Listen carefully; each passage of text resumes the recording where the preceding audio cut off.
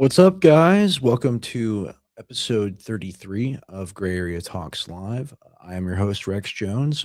The other host, Tim Tompkins, will be joining me in about maybe an hour, or a little longer, or a little less than that. I'm not really sure when he's going to show up here. We decided that we were going to do Christmas Eve and Christmas because we've been having such a fun time doing the show. We've been enjoying the feedback that we've been getting so much, and there's more stuff that we wanted to cover. But specifically today, I wanted to make it kind of a free for all opportunity for anyone that wants to call in and speak their mind. Over the past few shows, there have been issues with the call in system, but we did it yesterday, and it was like immediately we had 3 people on the board. So I don't anticipate any more problems in that regard, meaning I'm excited to actually use that system. So around the second hour, around the time Tim shows up, maybe a little bit even after that, we'll get into calls. And then I have to step away probably here. My watch is an hour ahead. I keep it an hour ahead.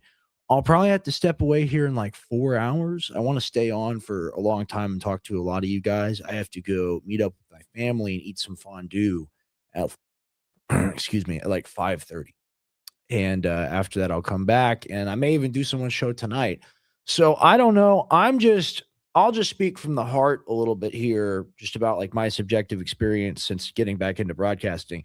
This is a lot more fun for me than when I first started as a kid because everything I did as a child, even though it was a lot, like dozens and dozens and dozens of videos, et cetera, et cetera, et cetera, it was all InfoWars, and I had to go to the office to film, and oftentimes, like, it would be like I'm like 12, 13, 14. My dad's like, "You should cover this." And I just like I have to figure out a way how to cover this news story or XYZ. Here I'm sitting in like my reform dining room. I can literally do whatever I want.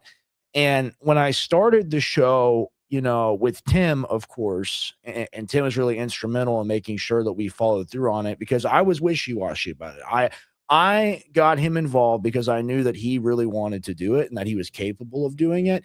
And I knew the same things about myself, but you got to also have another person with that motion, with that energy. I just didn't have it. But experimenting now with the freedom that I have and the ability to do these broadcasts, both on my own and with Tim and with guests and et cetera, it's really got me excited for 2026. And it's really got me excited to go into this full bore and to go into filming every day, doing shows every day, doing man on the street stuff, doing spinoff stuff, doing just like one off videos, entertaining things. It's going to be a very exciting and fun 2026. And I'm very much so looking forward to spending it with you guys. Um, I've been very proud of the amount of people that we've gotten kind of in this little community already, and I want to grow it to be a big community. And I want to do the type of stuff that my dad's always talked about, which is having, a talk show, a radio talk show on TV or now like on the phone, on the computer, right? And, that's what always interested me about what my dad did, just from like the style of art, the style of the show. I like that people could call in and give their own opinions and speak their mind. And that way it wasn't just a guy talking like a Fox News or a CNN host. He actually has to be like recognizant and he has to let his audience speak too, right? So I was always a big fan of that. I always thought that was really cool. And we have really cool software which lets us do it pretty cheap. And I got to say, it's the thing I've been enjoying the most because you see the modern style of show, and it's the same with the modern style of plugging where everyone reads a code for a greens powder where they get 15%. It's not that it's bad. I just view it as kind of like classless and like nouveau riche and just gross in that perspective because it's not the way things traditionally were done. Now, don't get me wrong, I'm not hating on the concept of a super chat. If someone wanted to send in a super chat to the show, that would be cool. We don't have that set up.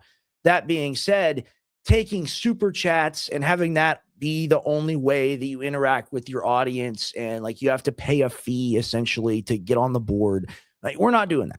We are having live full on conversations with you honestly, like for as long as you want to stay on the phone. And we try to get some people off just because we hit like 10, 15, 20 minutes and then we have other people on the board and we're still new at this and we don't have someone switching for us. Like, I'm manning all of the controls today, right?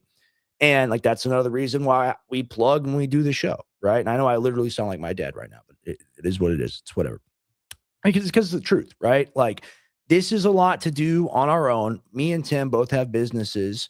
me and Tim both have to run those businesses and deal with employees and inventory and other such issues all day, all the time. And then on top of that, we got to be ready to go and do the show. And we're happy to take that responsibility. I am especially, I know he is as well, but we could do a much higher quality show if we just had a few tools to help us. And that's why it's linked up in the thing. I'm not going to go ahead and go on a screed here. That's why if you go to Go Primal Core and check out the products, if you make a decision to support us there, it would really help the furtherance and continuation of the show getting even better. And what that means to me is, like I was saying earlier, I want to go back to the stuff that I used to do, but with the ability to have more freedom now to do it. I really want to do man on the street stuff. I had this idea of like getting the like EU leaders and then getting like Gorlock the Destroyer and like these other social media entities that people know about and going out to West Campus or 6th Street and just, seeing how ignorant the public is because, those are a lot of videos that I did as a kid and those videos did really well. That's number one. We're trying to grow the show, right? So I'm trying to think of a way to get more eyeballs and it's relevant to what we talk about on the show. But number two, like it's a public service. Like people genuinely do not know the first thing about a geopolitical reality or situation. Anything outside of America and even in America, they're unaware of it.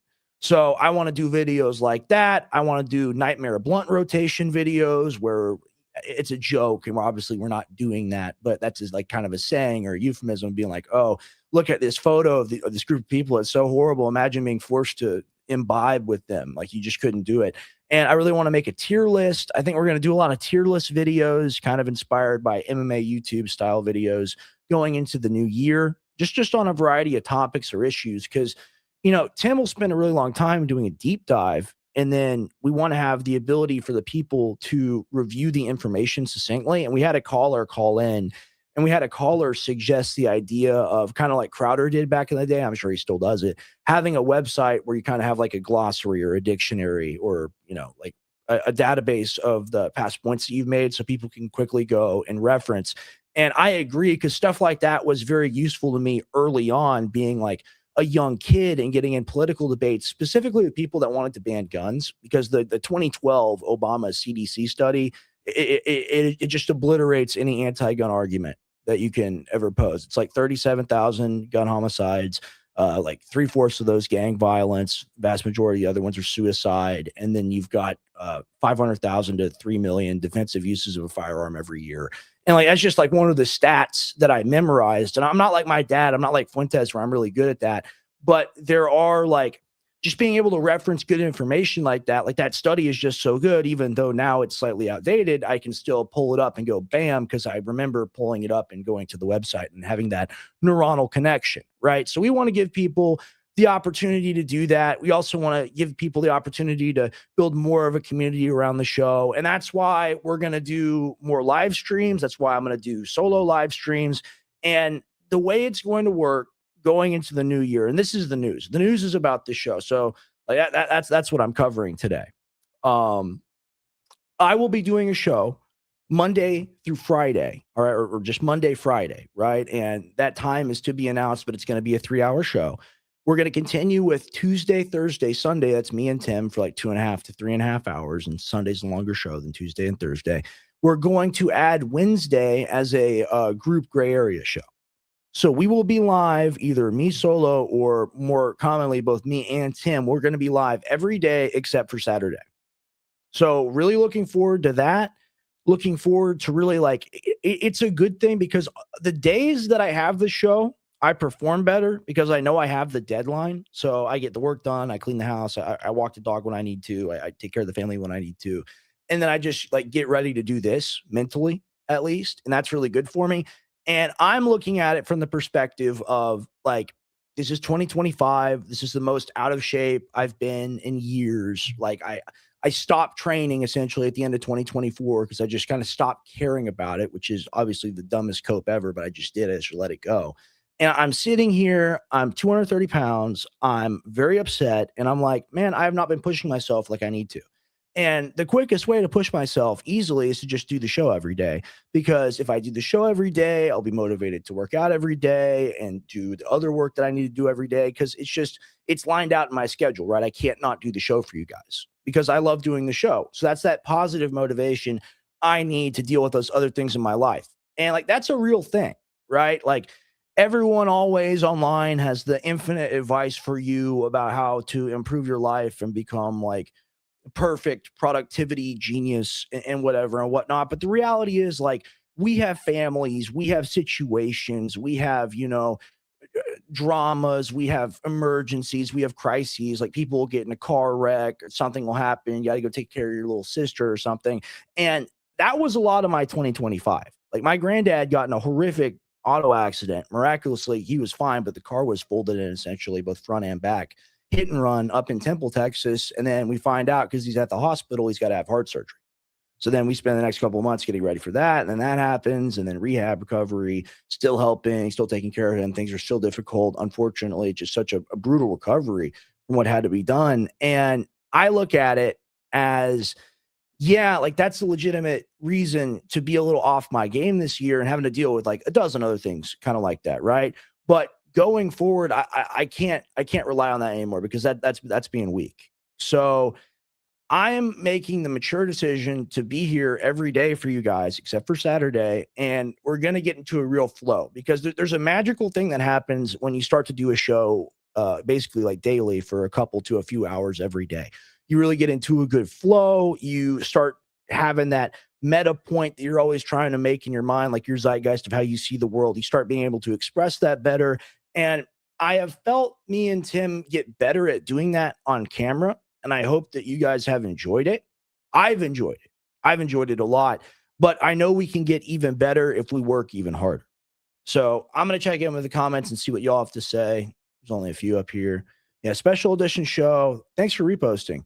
I appreciate it. Yeah, Merry Christmas to everyone. Merry Christmas, Snoozer. Really appreciate it. Yeah, I mean, like, here's the thing. I got some video clips. I've got some like big picture stuff to talk about today. But, just to start off the show before we start doing calls and whatever, in like 30, 45 minutes, an hour, whenever that will be, I just want to talk to you guys about the future of the program because I appreciate the community that's growing around it. And really, and Tim says this a lot, like we want to hear your suggestions. We want to hear your thoughts. We want to hear us, or we want to hear you uh, tell us how to improve and whatnot. That's what we're looking for in the show. And a lot of the times, like the modern media landscape is so complex and you have so many various different parties that started doing broadcast media or started making content for so many various reasons. It's kind of like hard to pick people out anymore. But there are truly, like, there are very few small independent shows that are actually not towing a party line or a party agenda. There are a ton of them. Don't get me wrong, and I know I contradicted myself right there with those two statements. There are a ton of them relatively, but the vast majority of people you see, large and small, have figured it out. And they figured out the American grift economy. They go, look, if I Democrat cause, if I support Republican cause, I go in this echo chamber, and eventually I can become an analyst, a Benny Johnson, a Gunther Eagleman, Cernovich, someone that gets invited to the White House to get a fake Epstein file, and then that can be my career. That's not what we're interested in here. Like honestly, and then it's why we sell supplements too, to support the show. I'm interested in selling supplements personally. I've sold Jones CBD, Blue Vitality, 50percentoff.com. I've been selling supplements for 5 years. That is my business. That is what I do. I specialize not only in selling them, but in storing them, climate controlled and whatnot. I do that for other people. And that's my, like, that's how I keep the lights on in my home. My intention with doing the show is not to make a boatload of money doing the show. My intention of doing the show is because I absolutely have to do the show. And it's been like this for like a little over a year. And it's just like the news is so insane. And I'm so opinionated on what's going on. And I'm so disappointed and angry in Trump, our leader, for reneging on all of his promises. And I'm so angry and upset. Just really, like, my worldview is turned on its head.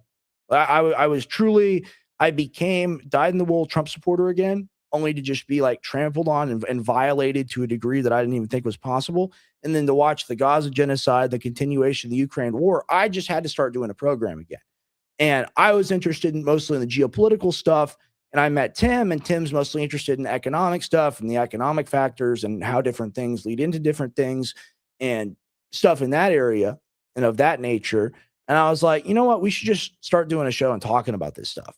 because talking about it together organically, having a conversation that we would already have, but just like that's the natural bond you need to make one of these shows work.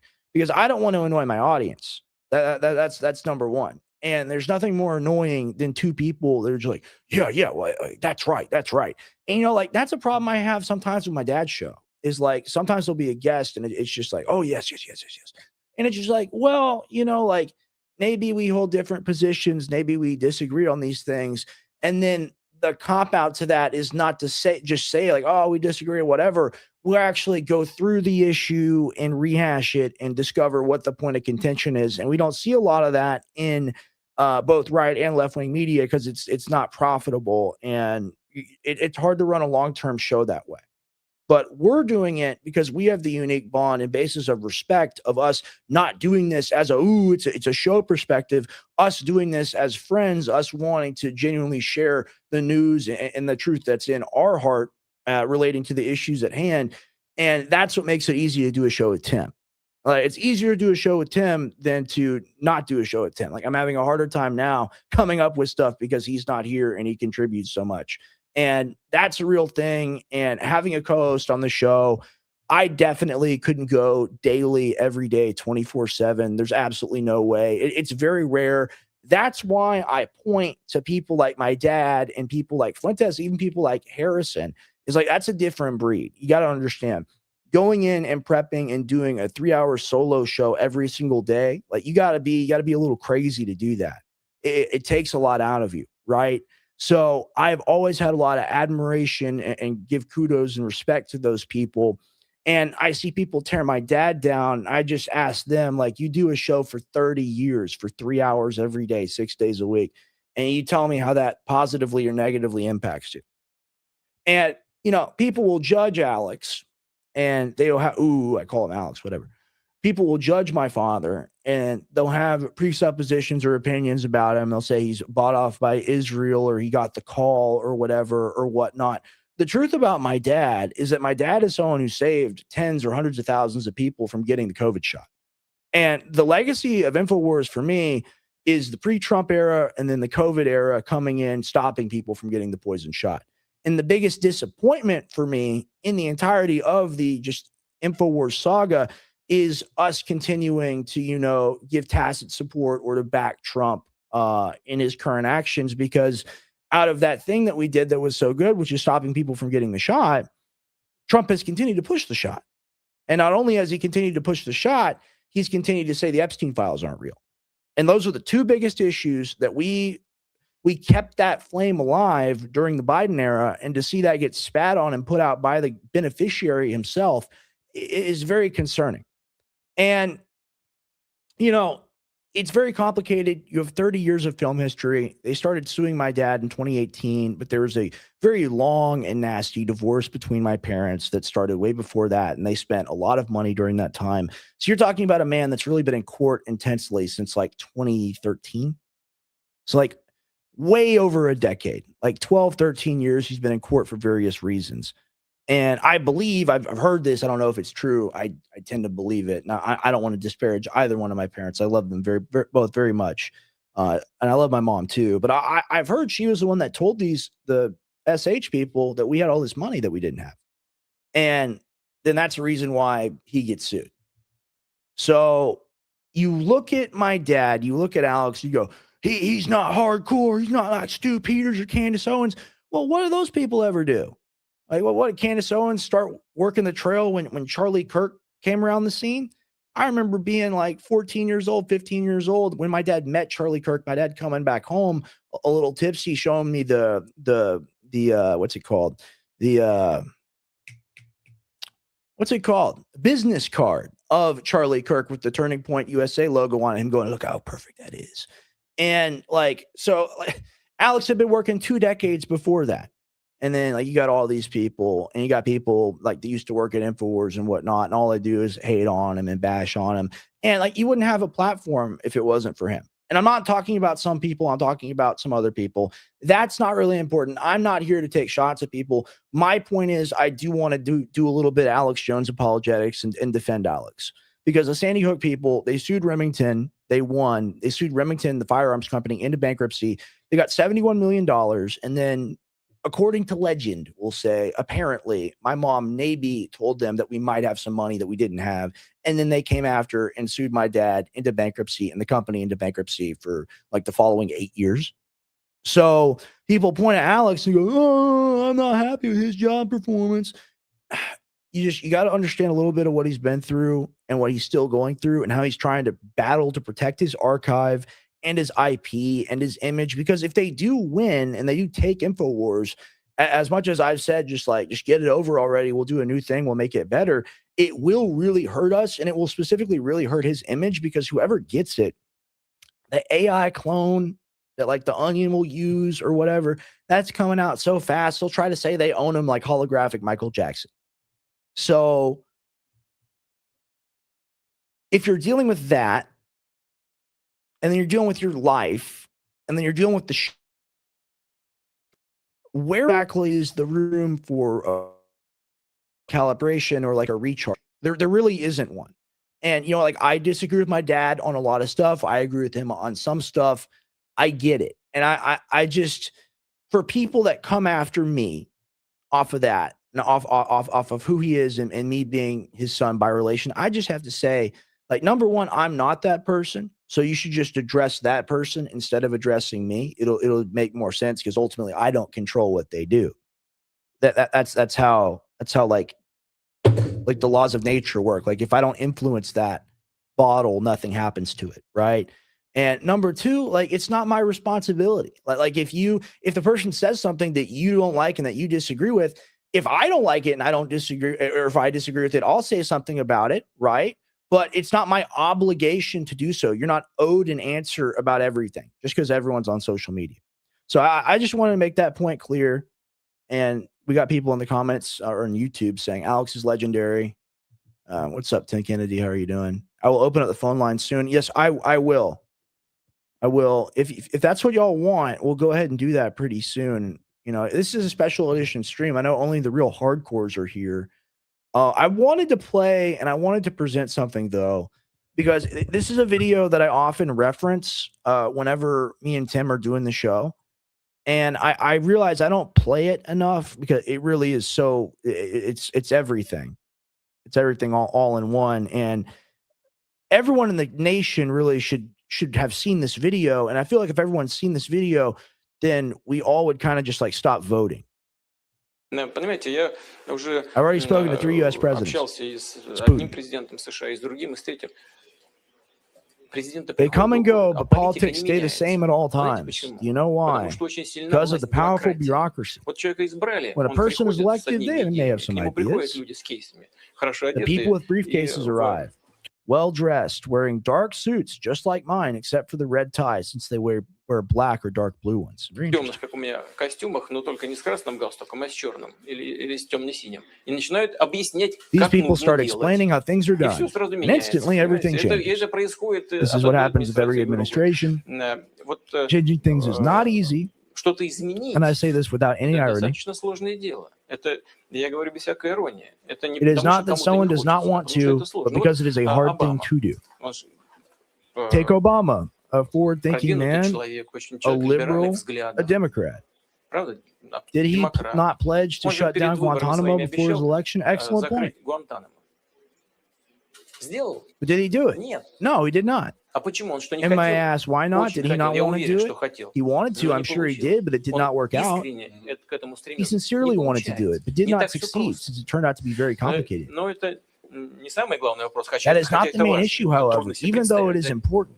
Люди в кандалах ходят там уже Since it's hard to fathom that people have been walking there in без chains суда for и decades следствия. without trial or Ну, представьте investigation. себе, Франция бы так сделала, или Can you Россия. imagine France or Russia acting this way? потрохами. Yeah, and that's the key. And like, we're going to keep going to this because like this Putin interview really is so powerful on so many multiple levels. Like, the other nations of the world cannot afford to behave the way that we behave. And the reason why we behave the way we behave is because there's a specific post-World War II order that was set up where we're the king daddy and we control everything, and Bretton Woods agreement and blah, blah, blah, blah, blah. That era is over now, and that was expedited by decades between the Trump and Biden presidency starting in 2020 and now continuing forward into 2026. First, when Biden weaponized SWIFT, and then when we blew up Nord Stream, we have shown the rest of the world that is not Europe and the US, and we've even shown Europe this, that we are not a reliable partner. We are a dangerous partner. We will hurt you, and it's not rational. And we'll do it because we have the ability to do it and the right to do it. And that's why the other nations across the world are coming together and saying, well, if America thinks it has this mandate from heaven and this divine right to do this thing, we're just gonna take you over. We're going to take you over. We're going to starve you out. We're going to wait for your deficits to hit 3 or 4 trillion, which is about to happen. And then the empire is going to collapse. So when they point at Putin, or they point at Xi, or they point at Maduro, and they go, this guy is like the Death Star kaiju monster level 9,000 super pro. And if you don't put all your energy into supporting the government so we can fight this evil monster, this guy is going to take things over and ruin your life. This guy hasn't done shit. But not only has he not done shit, he hasn't done shit by design, because he doesn't have to. All he has to do is sit back and let the West implode on itself. And you talk about Ukraine war and what's going on there. They don't have problems sourcing weapons. They don't have problems sourcing people. Their recruitment numbers are like 30,000 a month. You know how many Ukrainian desertions there are a day? It's like 700 last time I saw the reported number. It is beyond anything.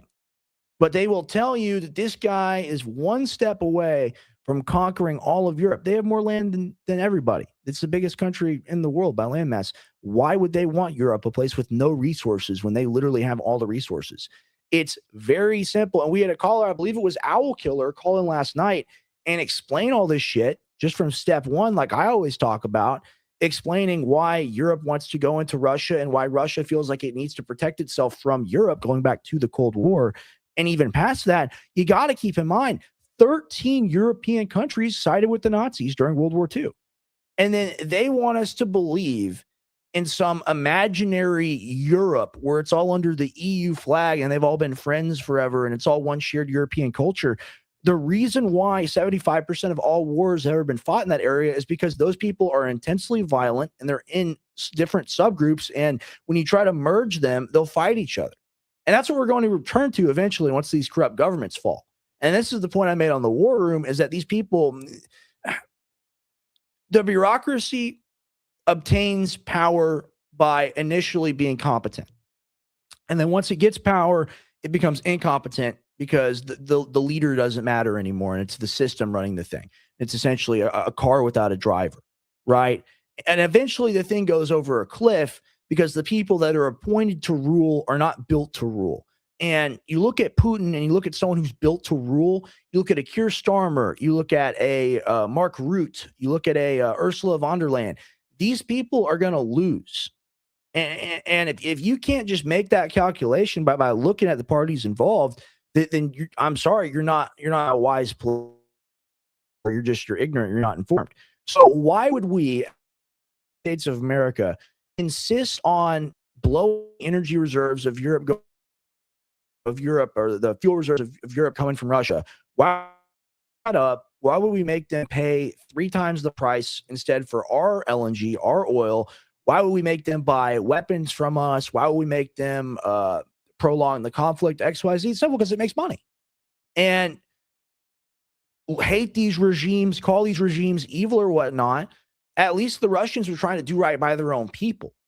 In the United States, our policy is monetary. It's got nothing to do with the people that are dead. It's got nothing to do with people's lives, people's quality of life. It only has to do with money and government contracts. And Putin breaks it down because, like, a person can come in there, like a liberal Democrat like Obama, and he can promise something. He can say he wants to close Guantanamo. But will they ever actually let him do that? Absolutely not. Absolutely not. So, very interesting. Let's go back to the clip. And this is a phenomenal interview. This would have been a disaster, but it is possible in the United States and continues to this day. This refers to the question on democracy, by the way. I referred to this example just to show that it is not as simple as it may seem. That said, I am cautiously optimistic, and I think that we can and should be able to reach agreements on key issues.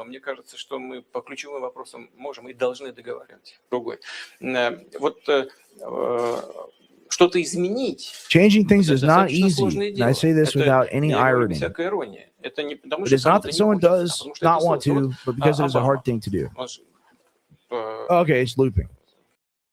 Very interesting. So you see in this, and he says it, you can say he's a liar, he's a dictator, evilest man on the earth, whatever. Every world leader's evil. And like if you don't think that, like you're dumb or whatever. But I understand you want to live in the Star Wars world. Look what he says. He's like, I want to work with the US. Like there's like work that can be done. Like they're constantly offering us technology. They're constantly offering to develop resources with us, like the stuff in the Arctic. They have like 22 nuclear powered icebreaker fleet ships that can extract oil at sub-zero temperatures. We literally don't have the technology to extract the same natural resource. We can't do it without them.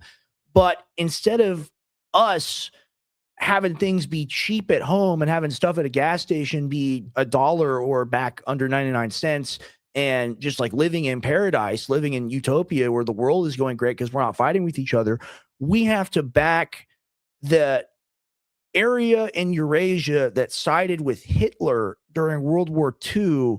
And then we have to call the people that they're fighting, I'm talking about the Ukrainian neo-Nazi Banderites, we have to call the Russians the Nazis. And it's like that clip I played for Tim yesterday on the show of the Canadian Parliament.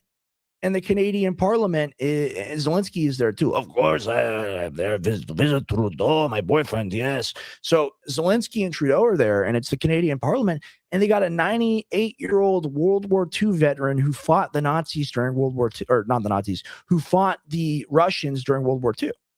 And like, what does that make you? That makes you a Nazi.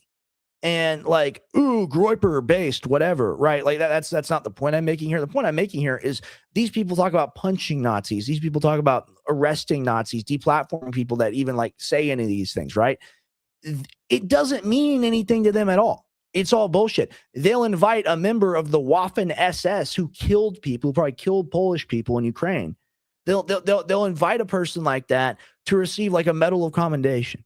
And he'll get like unanimous standing ovation. That's the word I'm looking for from the entire Canadian Parliament. But then they want to tell you that they deserve to be in political office and rule you and that they're smarter than you and the job is so hard. I don't believe that at the administrative level, at the tippy top, that running the country is that hard. I think it's the mid and low level managers that basically do all the work. Right. And it's the people that control the purse strings, right, that are really silently influencing things. If you have a president and a motivated executive branch who actually appoints people who can do their jobs, we would have all of the things that we want. But is the mRNA shot still available? Yes. Is the CIA director still briefing Trump instead of Ratcliffe or instead of Tulsi Gabbard? Yes. Is President Trump continuing wars in multiple theaters? Yes. Like all these things are true. But if we had actual competent people in the cabinet that were there to help Trump, I think things would be less bad, even with the current state of Trump. And the big problem I have, and I say this every time we talk about Trump, is people use the first term excuse for the second term of, oh, he's got bad people around him. That's all it is. He's trying as hard as he can. And that just doesn't fly anymore. Like we don't live in that world anymore. Like the show we did yesterday, we unredacted Epstein files live. Right. And that just means literally copy paste the PDF, and that they were so stupid that revealed the blacked out or redacted information. Right. And in the blacked out redacted information, it's like 10 co-conspirators and the complicit in like the sexual, like the R charges and blah, blah, blah. And it's like black and white conspiracy information. And then Kash Patel, months before, perjures himself in front of Congress and says that Epstein never trafficked anyone. He was just a pedophile. He's just like a little old school teacher who happened to be worth $1 billion and know every famous and rich and important person on earth. So once you make the baseline calculation that, number one, these people that rule you are not serious, and then number two, like you don't actually, I'm not saying crash out, but you don't have to care what they say. It's all monopoly money anyway. It's all not real. Like it's a song and dance and costume party that we've all agreed to for some reason. Like it shouldn't even be called the president. It should just be like slot one, and they just put the person in it, and the government runs by itself. We should just talk about the government, because whoever the president is, it doesn't even matter whether it's Biden, Trump, Obama. They all do the same stuff. They pander to the voting electorate in different ways, but soon with depopulation and with the robot takeover, that won't even be necessary. So, like, let's start actually talking about our government and talking about fundamental change to our government and fundamental change to the overgrowth of power that the executive branch has just gorged itself through Obama, through Biden, through Trump twice. We've reached a level now where the president is the king, and he can declare war. He can declare taxation. He can do whatever he wants. And this is exactly what the founders warned about. It is. And people be like, that's anti-Trump. That's being negative. That's the truth of the situation as it stands. Trump is just the current person in the position of being the president. It has only gotten worse. I'm not saying, Trump caused it. It's Trump's fault. It's the fault of the entire process, because the American government was designed not to work well, and that was its strength, is that change was slow, and it meant that we'd be able to preserve a republic. But we've finally gotten to the position where it's like you're driving through a flood and the water has finally gotten up past the windows. That's where we've gotten. And there's no more motion. There's no more escape. There's no more, trying to find, there's no more air to breathe. There's no hope. And unless we get a strong indication from a strong candidate in 2028 that they stand with us, the American people, and they stand on the 2024 platform of what was promised by Trump, which is what we all can support and all can agree on, which is stopping the wars, reducing inflation, restarting nuclear arms treaties. That's a massive deal. Actually stopping illegal immigration, actually deporting people. But that person, if they come around, the closest we'll get to it'll be JD Vance, and then he's all Peter Thiel'd up. So I don't even know anymore. I try to have fun with it. I try to enjoy the spectacle of modern American politics, because it really is late stage Rome stuff, and just like the media space in general. My Lord, I could talk for hours about that. Maybe I will. Maybe I will do that today. But we've gotten to a point now where people are not ready for when Trump is gone.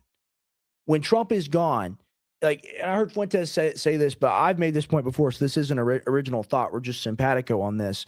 When Trump is gone, people are not prepared. It's been over like 12 years.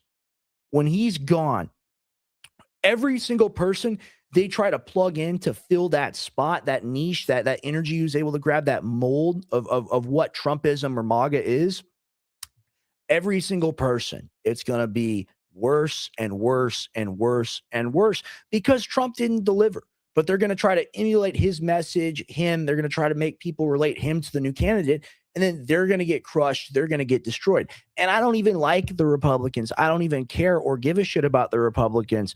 But the fact is, like I heard my dad and I heard Nick say, if the Democrats do win, it is basically over, right? Like, they're going to ban the guns, the censorship. It's all going to be here. But hey, maybe we deserve it. Have we ever considered that? Maybe we deserve it for sucking so hard and being such fools and believing in these people that sold us a bill of goods, and that we didn't actually have the gumption and the cojones and the nerve to actually challenge them when they reneged on what they ran on. And there should be open protest of what Donald Trump has done to the people in Gaza. There should be open protest about what Donald Trump has done to the people of Ukraine and Russia. There should be open protest about what Donald Trump has done in regards to the tariffs, and open criticism of what he's done in regards to not stopping all these foreign wars. This is not what people voted for, man. It's not what people voted for. And you can look at the economic front and you can go, well, it stayed mostly the same. I'm not going to hang him on inflation. Shit's been really bad for a really long time. But when it comes to spending the last vestiges of the massive amount of money and capital and interest we have around the world on our military instead of our people, like, honestly, fuck you. Like, take care of our homeless, take care of our hungry kids. I saw a kid on the street like the other day, like a 2-year-old. And then a MAGA person goes, that's illegal. We don't care about them. And it's like, first off, no, it wasn't. Number two, like, man, have we really reached that point? And sadly, I think we have. because people are so in the different buckets, as my co-host Tim says, they're in the different buckets, they're in the different boxes, and that's where they're convinced that they belong. And on this show, we reject all of that. We reject that from A to Z. We're just people, we're just humans, we're just Americans, we're Christians, and we're talking about our country. And we're talking about the world too. So I'll look at the comments, I'll see what y'all have to say, and I'll keep on talking. The boomers might deserve it, but we don't. It's complicated. It's complicated. You know, the boomer must be studied. We must do more study and research into the boomer, because it's a very tragic kind of cosmic fate how we've ended up because of the boomer. And it's also kind of like there's something really bad. What's it called? Self-fulfilling prophecy. It's like the worst thing you can do. And the boomers, their self-fulfilling prophecy is like, just pull up your bootstraps and you'll get it done like we did. But then they never actually had to do the work. So them saying that is actually a lie and can actually hurt you in a lot of circumstances, like taking out debt to go to college, because I went to college and it was easy and you should too. So the boomer must truly be studied.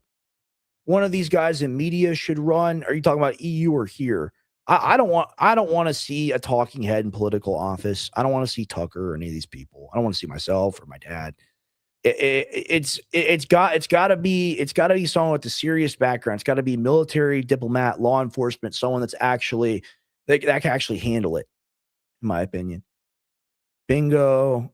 The EU or the new Nazis? Yeah, I mean, they're the old Nazis. I mean, my dad talks about Hitler trying to set up the EU and like them setting up the EU after Nazi Germany fell. So like bingo bango, like you got it right there.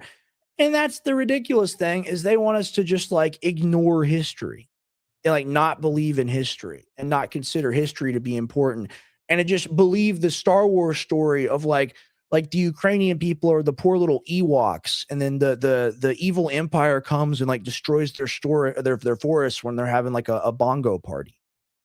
When in reality, they're bombing the ethnically Russian area of Ukraine for close to a decade and making sure the people there can't communicate in their native language to law enforcement, schools, or any kind of actual authority. So like discriminating against people along ethnic or racial lines, DEI or racism or you know, like a woke, you know, as we would call it in America. The Ukrainians are everything that is the antithesis of that. But you notice like they're the gayest, they're the friendliest one out there, because that itself, like that's how they couch the lie, and that's how they couch the secular religion. And when you're able to make the calculation that no nation is truly good per se, I would say America is good, but I would say that has to do with our fundamental values of giving people human rights. When these other nations don't do that, namely the EU and Australia with their free speech laws, and other places like China and Russia, and you can get into it and you can go there. America is the most liberal place on earth when it comes to individual rights. That is true. When it comes to freedom of speech and self-protection and other things.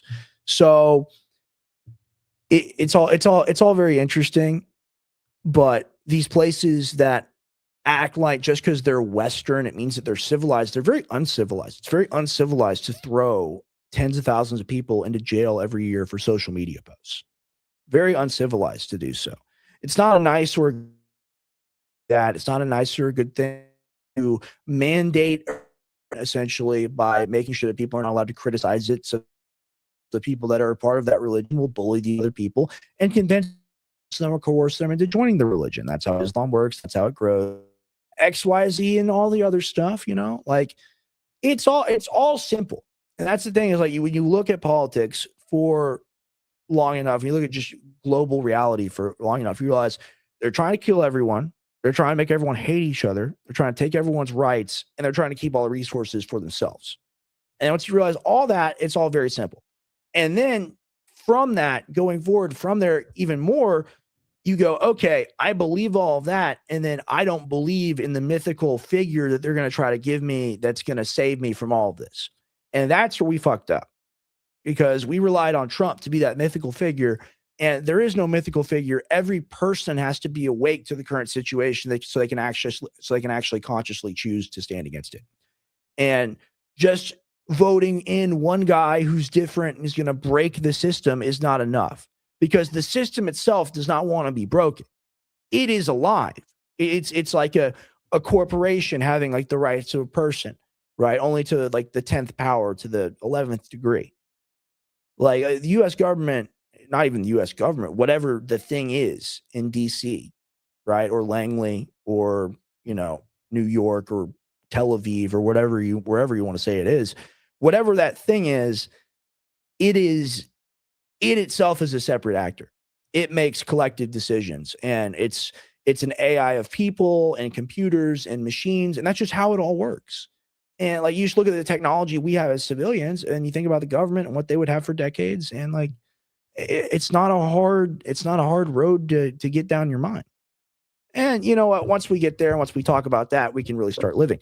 So very, very fun. Thank you for reposting the stream. Really appreciate everyone doing that right now. Alex is the GOAT, no matter what anyone says. Every single influencer owes him their respect. Yeah, we started it all. And that's the key thing. And people go, oh, Rogan started podcasting, this, that, and the other thing. The reason why you see all these independent political shows is because of us, and because we encouraged it, and because we gave people the ability to do so, starting off in the 2010s, right? And I remember that. That's the golden era of InfoWars. That's what I'll always be proud of. That's a great point. Yes, all right, I'll open the phone lines. I'll go ahead and do that.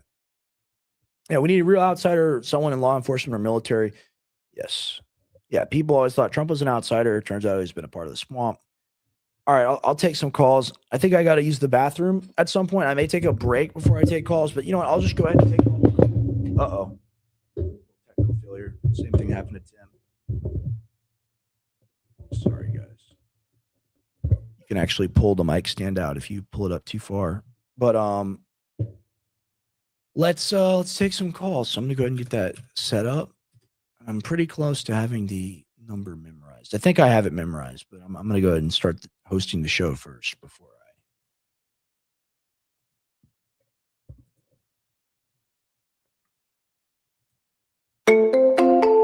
You are connected as the host.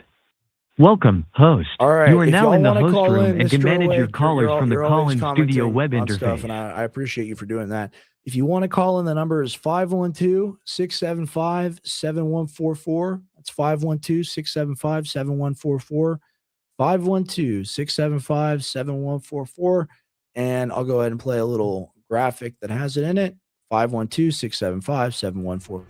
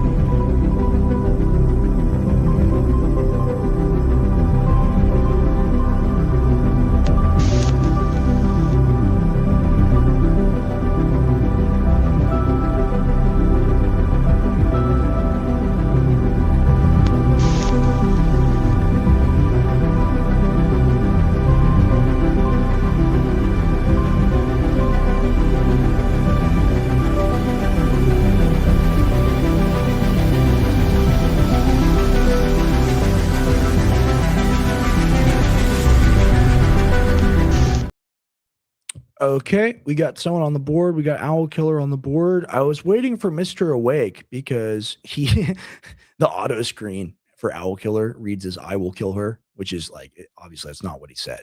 But that's pretty funny. Here we go. Owl Killer, is that you? Yeah, and I am Mr. Awake, bro. Oh, all right. That makes sense. It does a thing where it doesn't show me where the comments come from on StreamYard. So I got you. It only shows me your name. What's on your mind today? Hey, bro. So first off, never ever apologize for defending your dad. Yeah. So, you know, and I heard him talking last week about how he's going to have to start going through his black book and asking people for money, and it just like ate me alive that these people haven't just come to his defense and rescue like ahead of like it. Right. I can't believe that nobody did that, like thought of doing that themselves. He knows billionaires, man. Gary Hayden. You'd be Elon amazed Musk. at how cheap those people are. You'd You be amazed. know something, but they are the people. That's what I was trying to get at last night. They are the people that haven't done. Trump himself how the hell is anyone in the alternative media, like as big as your dad, struggling? Like, why are no pro bono lawyers taking Right. all his cases? Why is nobody paying any suit that comes out? Because that is what the left does. The CNN and ABC, all MSNBC, these things are completely, they're bankrupt and they're completely propped up. What was that? BuzzFeed, another outlet that is Right. absolute garbage, makes no money, and they just still prop their people up just to keep them Right. out there generating that propaganda. It just really eats me alive to see him in a position like that. And, you know, I buy my supplements from him. I've been doing it Right. for 20 years, man. You know what I mean? And we try to do the best that we can. But at the end of the day, like there should be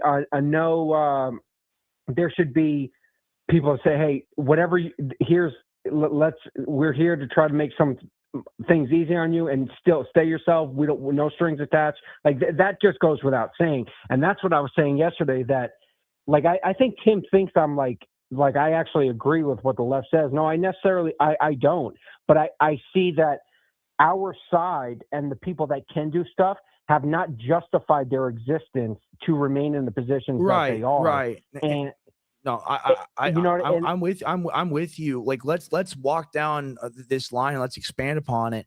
So people will come after Alex or my dad. People get mad when I say Alex, but it's just it's the Alex Jones show. I've watched it for as long as I've been alive. So I'm just going to say that. So people will watch my dad and they'll see him plug and they'll see him read for the supplements and whatnot. And they'll go, he's a grifter. He's a con man. See, look, he's trying to sell product and whatnot. He has not made any money in like close to a decade.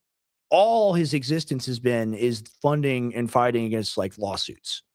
And people, they have no concept of that. They have no idea of that. Then they're happy to go watch someone else who reads a code for a product that they don't even own, that they have no Right. investment in. It's so crazy. The reason why we were on air and are still on air today, people look at it and go like, he always says he's going to be shut down. It's because of the support. And it's millions of dollars a month to pay lawyers. Like, it's beyond anything people can understand. yeah, no, it just breaks my heart to hear that. Dude. And I give him a lot of grace in the sense that Me too. I know where, like, he drives me. Don't get it wrong. Like, some of the stuff that I'm so sick of hearing about Islam in Israel. It drives me up a wall listening to it, but Right. I'm still listening every day. And, you know, like, he'll talk about where are the arrests and certain things like that. And it's just, I understand why he attaches himself to Trump, because he knows if Trump fails, he's got some decisions to make. Like, does he even stay in the country? Because Right. they're coming for him.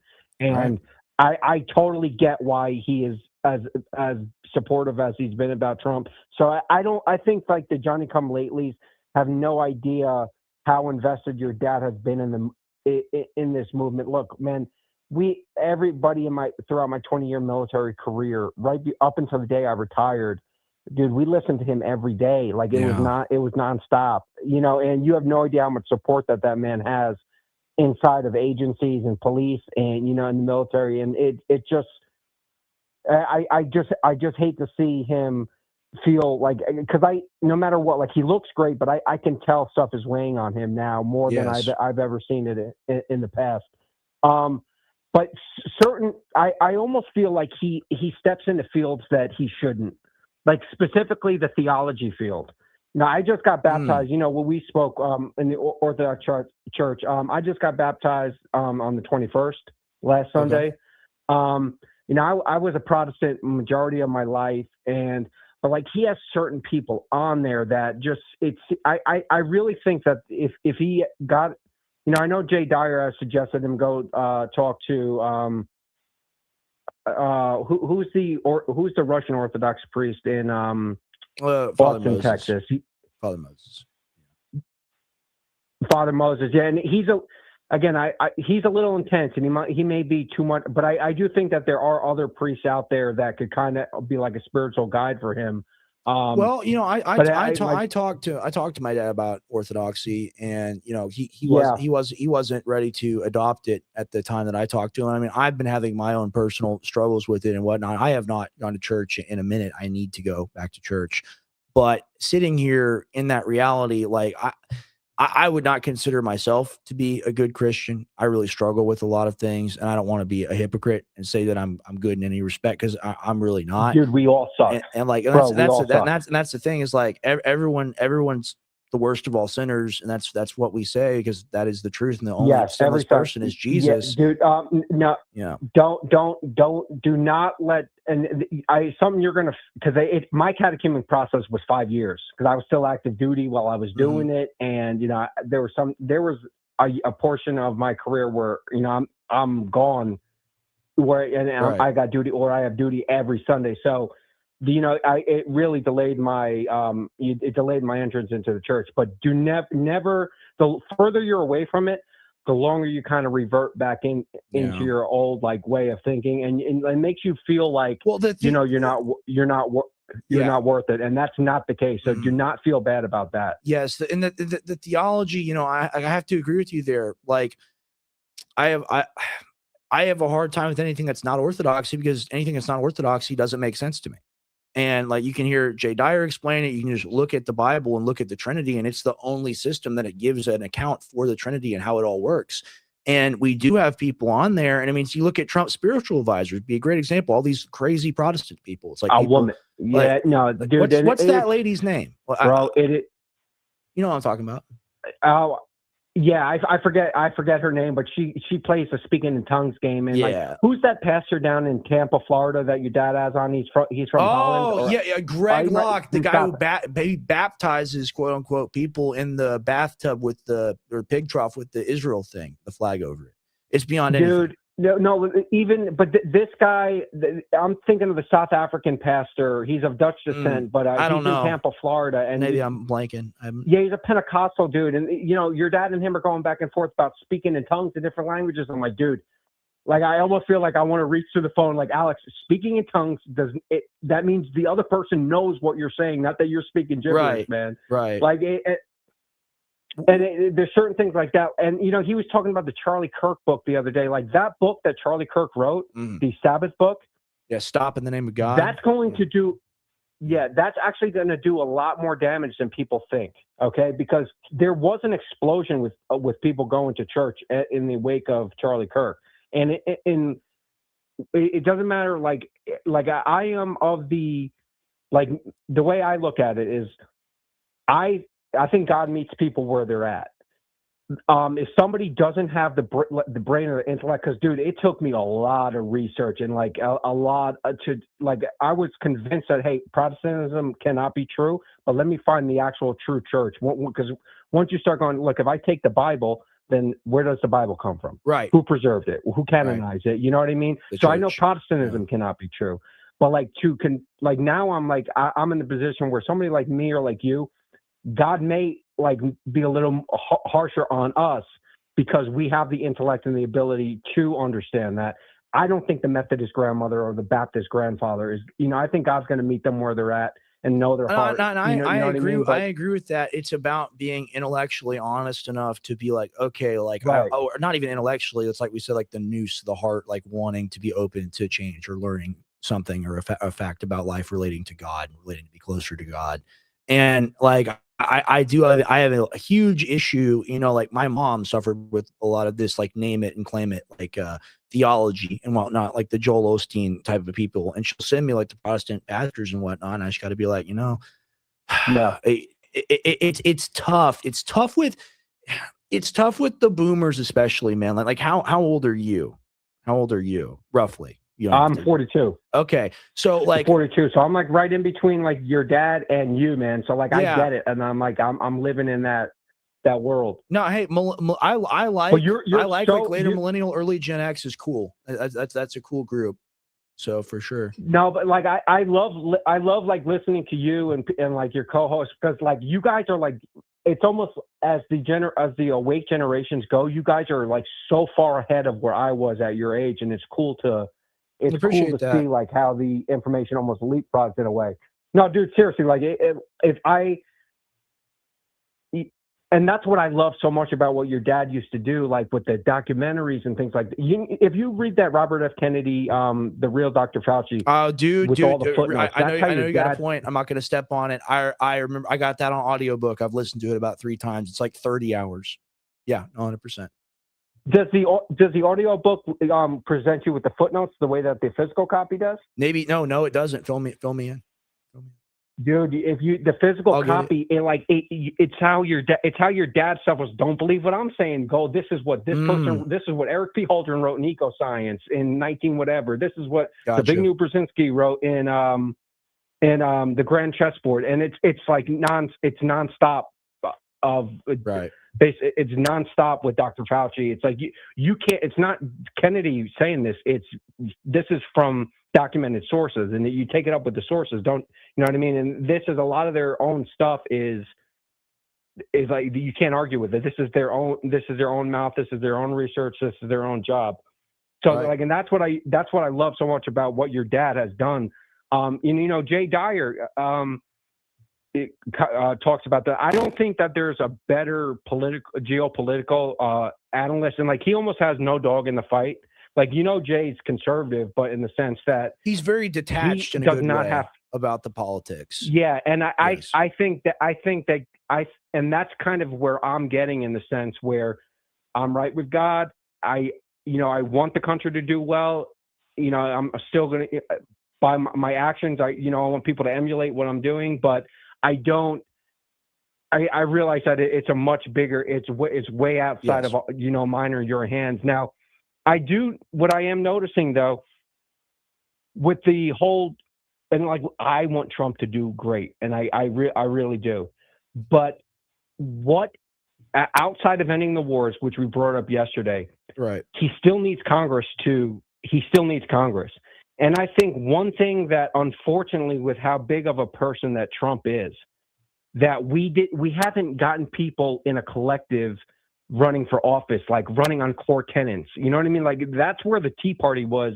Yes. as Yes. And this is important that you say this. I mean, what is MAGA? Trump would make the argument that he is MAGA. That's what he said, right? It's like, Right. I am MAGA. So anything that I say that's not MAGA, that makes it not MAGA.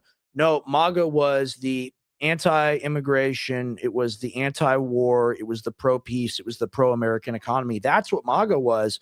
But you saw and you see everyone that's running right now, like the person that's running against Massey, for example.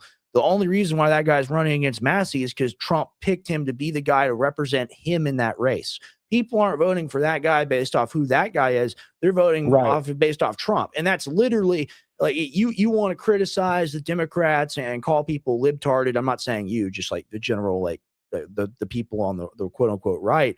You can't do that when like our entire political party turned into Chuck E. Cheese with him as the mascot.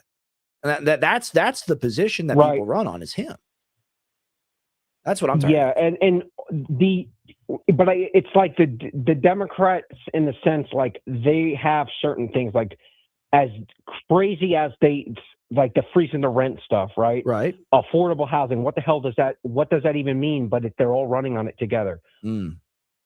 Everybody deserves health care. They're all running on it together. We don't know what it means, but it's like core blocks. Like our stuff should be repealing the Federal Reserve, literally no more wars. People should sign a contract that say, if I vote for a foreign war, I will. I'm automatically, like, it's not one more bullet donated to any one of these countries that's going to do something crazy. Exactly. Not one more bullet. Tired of it. And that's the position of the young people, and that's why the Republicans are going to get.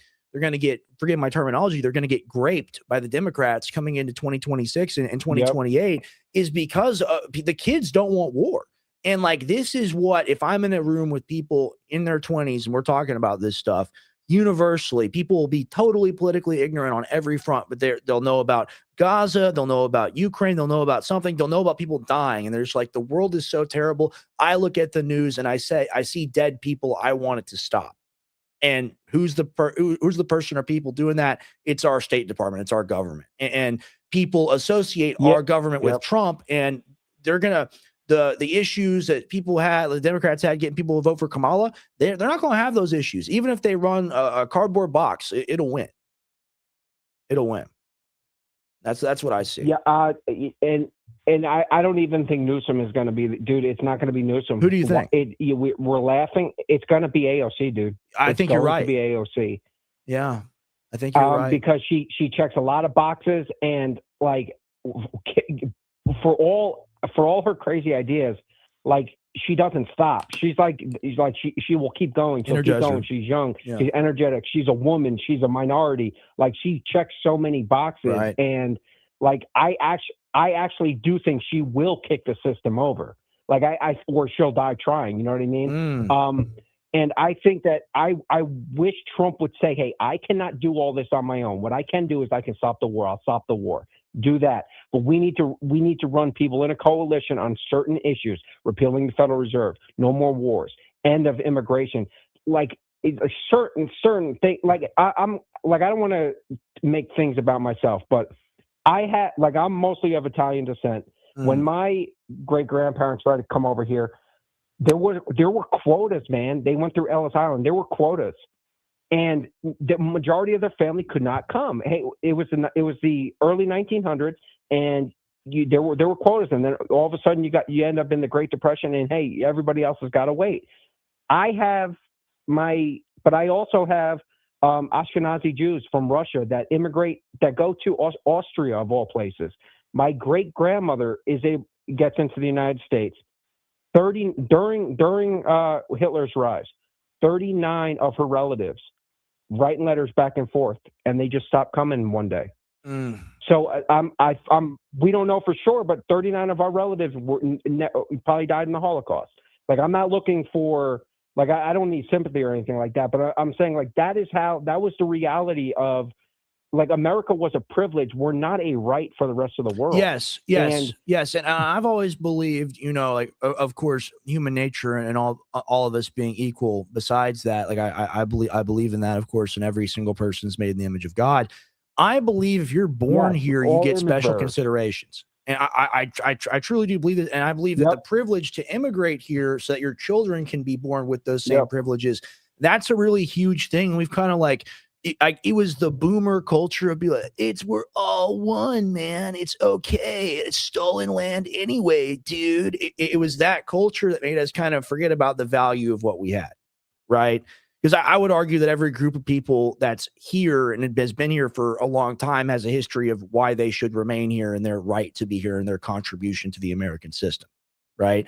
And then you just bring someone in randomly in the 80s, like Fuentes gave the example of my dad's show, and like, how do you expect that person to be the same or not? And that's a controversial opinion. I don't think that's that controversial. So, like, 10 million people. No, it's really not. Yeah, 10 million people come in under Biden. Like 1 to 2 to 3 million. It varies every year. Legally come in every year. The country has a population of like 300 million and some change and whatnot, like 350 million.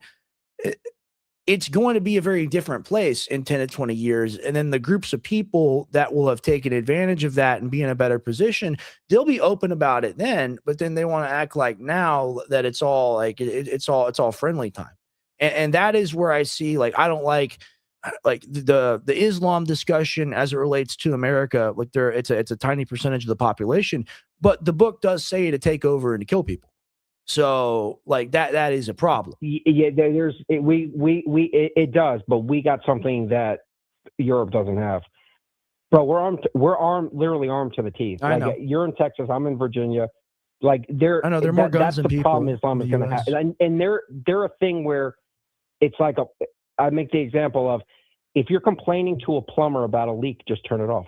Like, no more. You can literally say, we don't want immigration from these countries. Simple as that. In fact, as far as I'm concerned, stop immigration, freeze it. Unless, like, except for the people like that have spouses or kids, freeze it right where it is now for at least 10 years. And I do have a solution. Everybody that came in the last 4 years, unfortunately, like, I do feel for them. I do feel bad for them because they were enticed to come here, but they got to go. Everybody else that is illegal in this country, they have to come out of the shadows. If you don't have a criminal record, you can stay, permanent green card status, but you'll never become a citizen. And your kids even if your kids are born here, they are not citizens unless they join the military. That does it right there. Put the Democrats on the spot. If you care about these people, vote to make them, and it preserves what the Republicans are concerned about. Make them permanent green card status. They'll never vote. We have to get the 14th Amendment. It was clearly for the children of slaves. They're Being born here does not make you an American they're making the argument. This is like the new. Yeah, This is the new. and I This is think the that new. This is the new. I think they'll slavery win that argument. because This is the yeah, new. and- This is the and- modern version of that. Go ahead. and the what on there, but also what you do is you take illegals cannot, or those new people that will be green card holders, they cannot count in the consensus.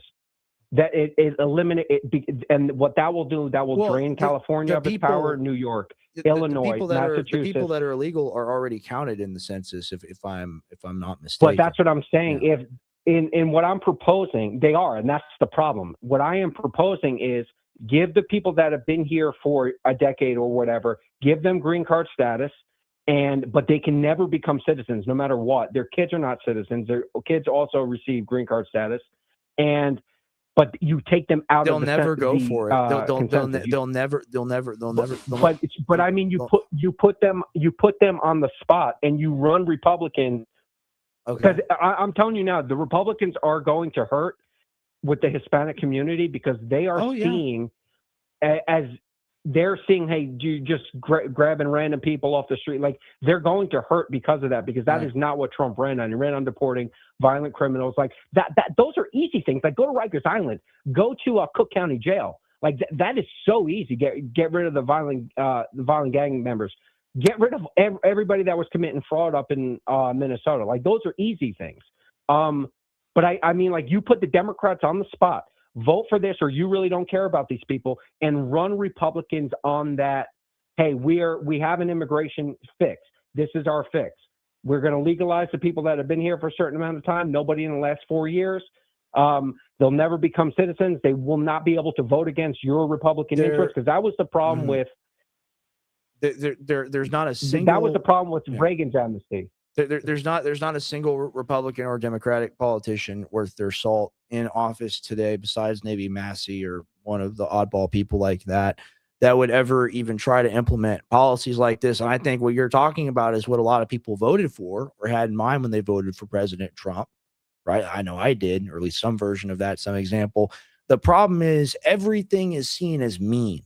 You are a mean, bad person if you are for a policy that reinforces the version of the country that you'd like to maintain, right? And like that's why I like, and I gotta go to another caller. I really appreciate you for calling in. Yeah. But like, that is what I do appreciate about Fuentes, is because like he doesn't play the game of like, oh, like we have to acquiesce, we have to be nice, we have the ball's in your court, like we're gonna play the game your way. Like, like we can't concede these points of contention. But thank you very much. Always a joy. Owl Killer. I'll talk to you next broadcast. Thank you very much. All right. Take care, buddy. All right. Peace.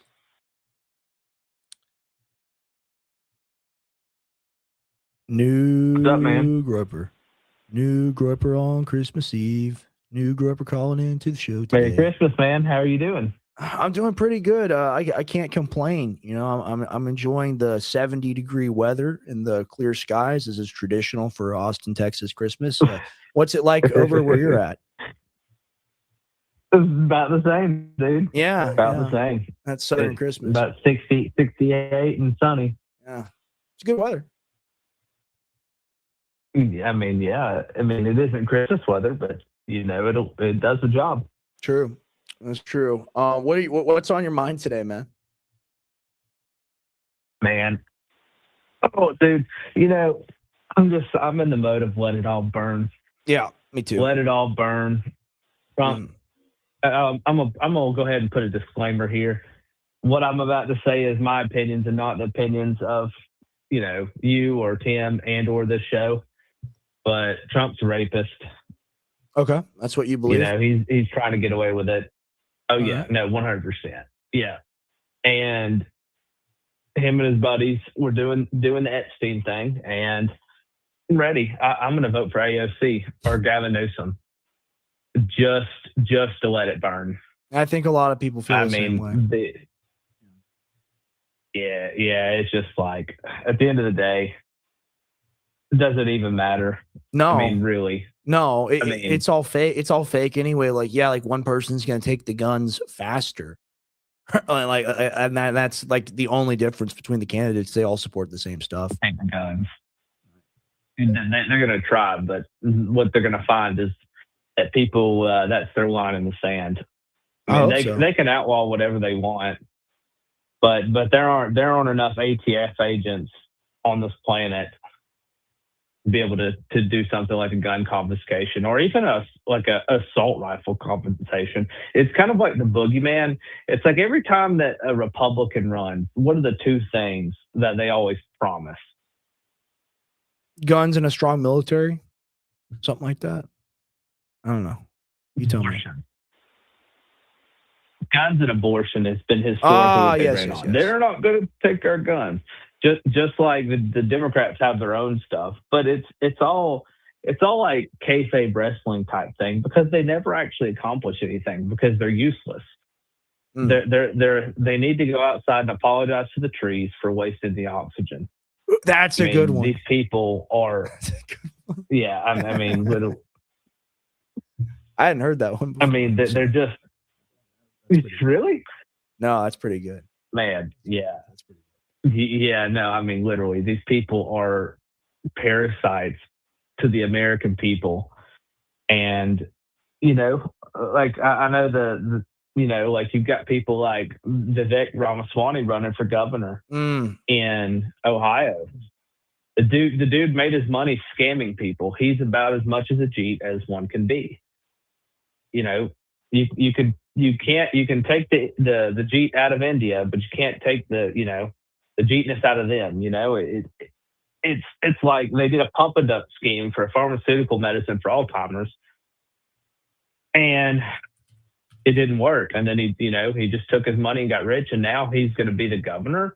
The dude's an anchor baby. He shouldn't even be a citizen. Well, that's the true test of how much staying power the MAGA has. And I know he ran against Trump in 2024 during the whole primary game and whatever. That's not important. He's acclimated. He's tied to that wing. Like JD Vance named his kid Vivek after Vivek Ramaswamy, which is super weird. But it'll be very interesting. It's on brand. It'll be very interesting to see if they're able to push him through in Ohio. Do you think he's going to get elected? And do you think that they're going to run JD for president? No. What? Okay. So think about it this way: the polling percentages. So you can kind of take it as like the presidential race. Okay. What percentage of the population did he poll at? Like 1 or 2%?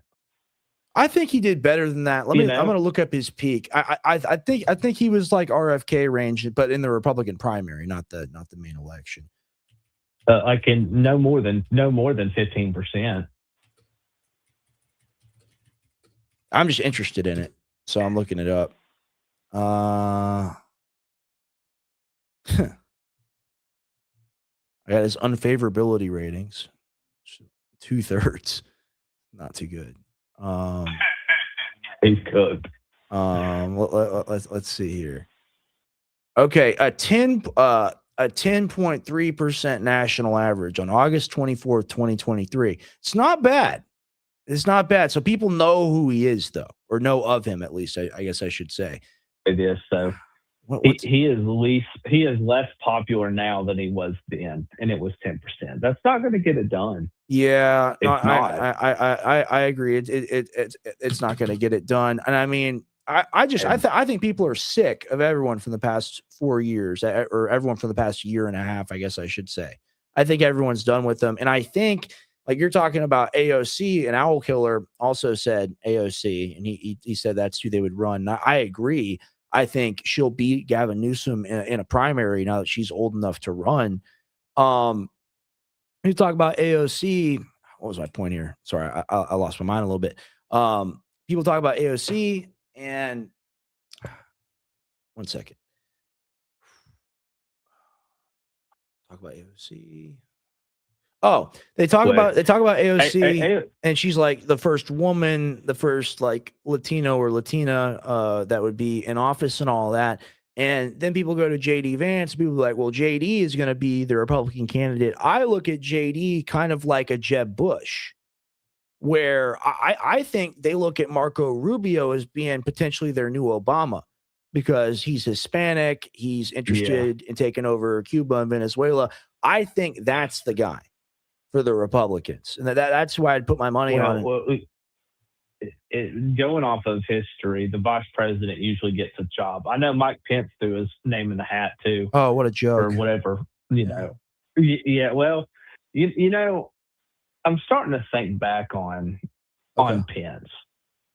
And knowing what we know about Trump, maybe he was right. Maybe it was like, have you ever seen the show called The Boys? Yes. On Amazon? Yes.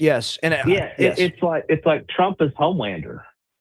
And all the people close to him are kind of, hey, this guy. They're stepping out on him a little bit, so he's whacking them. Yeah, no, I definitely follow. I mean, the main comparison to The Boys that I made is when I was watching it, whenever it came out, I think it was before like the election or whatever, and maybe the election was going on. I was like, this is just like over the top, outrageous. Like it's designed like rage bait propaganda, predictive programming for people, like the protest battles and whatnot that you see between like the pro Starlight people and then the pro Homelander people and whatever and whatnot. I look at that and I'm like, damn, maybe we are actually gonna get that. You know, like maybe that's what people want. Yeah. Like the one bill after the next, like the movie with the guy from Breaking who goes like, what kind of American are you? I think that's what people want. Well, and that's what worries me. Yeah. It's like once the population decides that it's fun to go into anarchy, we're screwed. You know, the whole show is meant to be a satire. And so they're making fun of everything. Now, I mean, it doesn't have a liberal stint to it to some degree, sure, absolutely. But, you know, I think it has a, you know, it's kind of like, you know, Trump is Homelander, a less, you know, what's the word I'm looking for? A less likable Homelander. Homelander is more favorable than him. And everybody in his cabinet's looking around, and Pence and all that stuff goes down in the election. And that doesn't negate the fact that it was stolen, but Pence was really the first one to turn on Trump at the end there. And I think he might have been ahead of the curve. I mean, everybody was mad at him for just going along with everything. And I know that he had some part in the failure of January 6th. But we're seeing the mask off Trump at this point. Yeah. And, you know, I mean, he is our first and greatest Jewish president, according to Mark Levin. It's true. And we're seeing true. that. It is true. He's our first two-term Jewish president. LBJ, you know, one term, but we got 2 terms now, so it's okay. Like it's crazy that they go over there and they put on, even if they're when they're not Jews, like they're not even ethnic Jews, they put on the tiny hat and they touch the wall. Like you have to. What is this? Like did we vote or consent to this? And I think, sadly, that we did when we decided that we didn't care about it enough to make it an issue decades ago. And I know the people that did make it an issue decades ago are very important. Go ahead. Yeah, well, you know, the thing is, too, that you need to think about, Trump, I'm like, it's not just tongue-in-cheek that Trump is Jewish. No, they practice. Ivanka converted to Judaism because of Jared Kushner so they could have the Jewish children. And, like, that's the religion that he practices. He never says Jesus' name. You'll never hear him say Jesus Christ.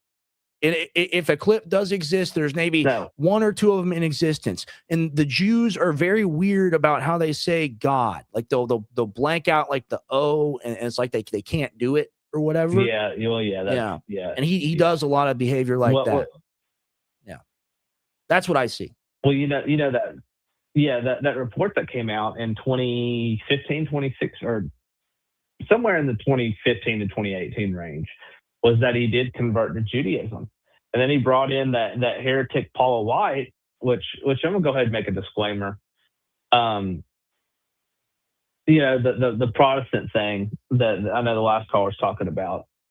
I mean, there's really a lack of knowledge there. Like, that's like saying that all Catholics are rapists because a couple of priests went and raped some children. You know what I mean? It's like, we don't, like, if we're gonna critique you it, guys have differences in and theology. Y'all's theology is not the same. That's what he's talking but about. it's like we're propping up the worst version, of it. And it's like most Protestants are becoming rabidly anti-Zionist. Dispensationalism is dying. I mean, there are certain denominations that fall under the Protestant umbrella that are just kind of lost. But that's been a thing since like the 70s and 80s. It's like there's actually, like, you got the Joel Webben type of Protestant who are really solid and basically, but it's just kind of, he's embodying the sentiment that, especially like a lot of young leaders in Protestantism, how they feel. I mean, I'm around them. No pastor that I know, and I know a whole lot of them, none of them view Israel favorably in any meaningful way. And a lot of them, like they're returning, they've kind of going back to the Reformation, and that's where they're realizing, like, hey, this is what the church father said about all these issues, and they're seeing all these things. Well, the problem is the merging and the Judeo-Christian thing that Ben Shapiro and all of them cooked up a decade or two ago, or much longer than that, but they really started to implement it.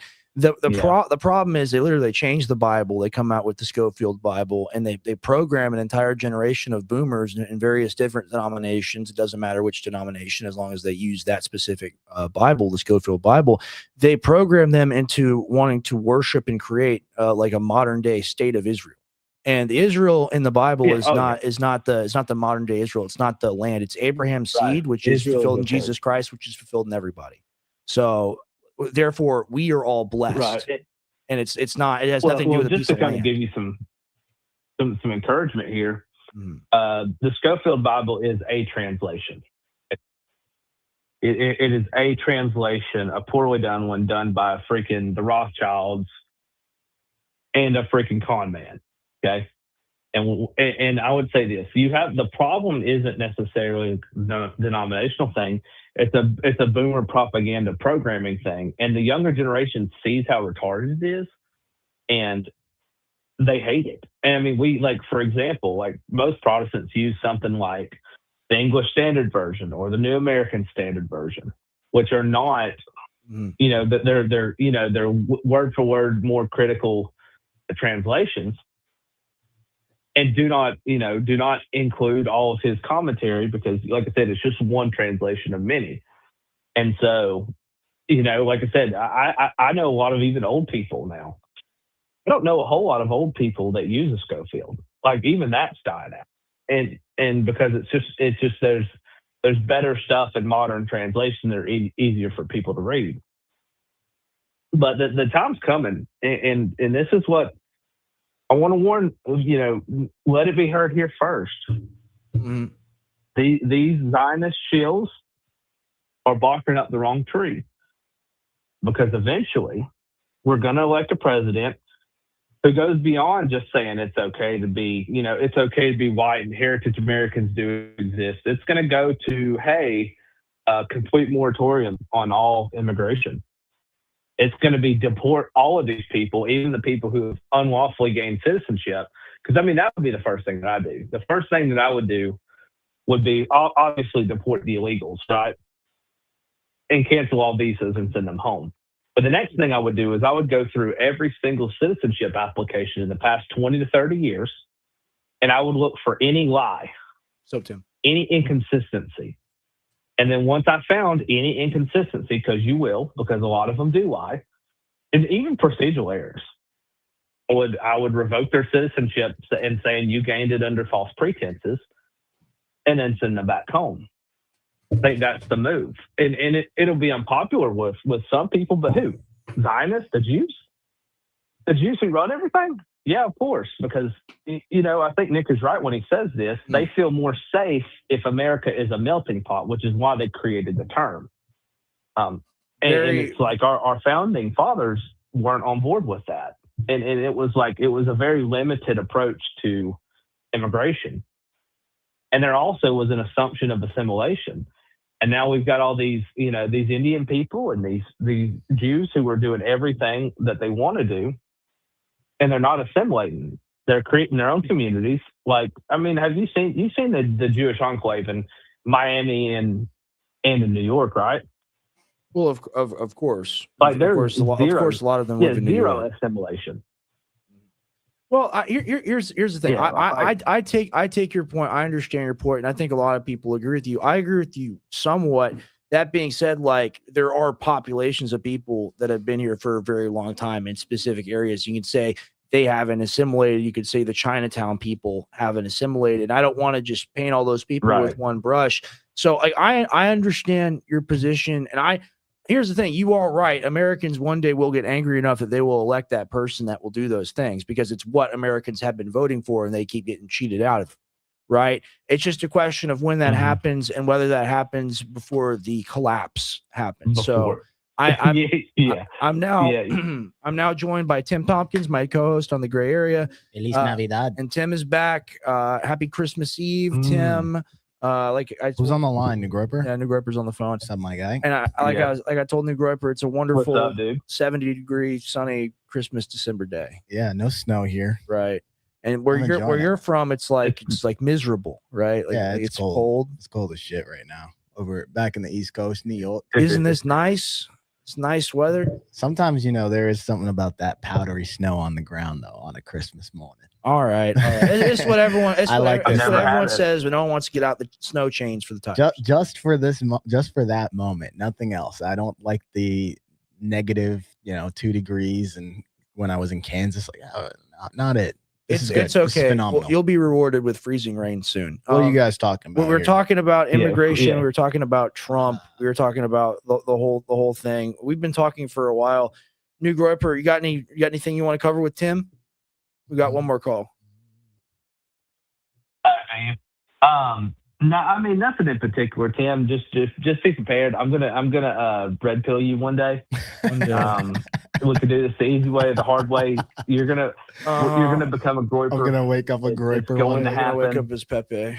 Yeah, you're gonna get groiped, and you're just gonna wake up one day and you're gonna be like, America first. Hey, New Groper. America first. Could the Fuentes and the groipers not choose a better word, to describe? Because everyone who's not in the community that knows, they think groiper means like somebody who gropes somebody. Yeah, it does. Everybody thinks that. It's My sister literally asked with me that. the hands like this, right? I think that's where it comes from, and that's the groiper specifically, right?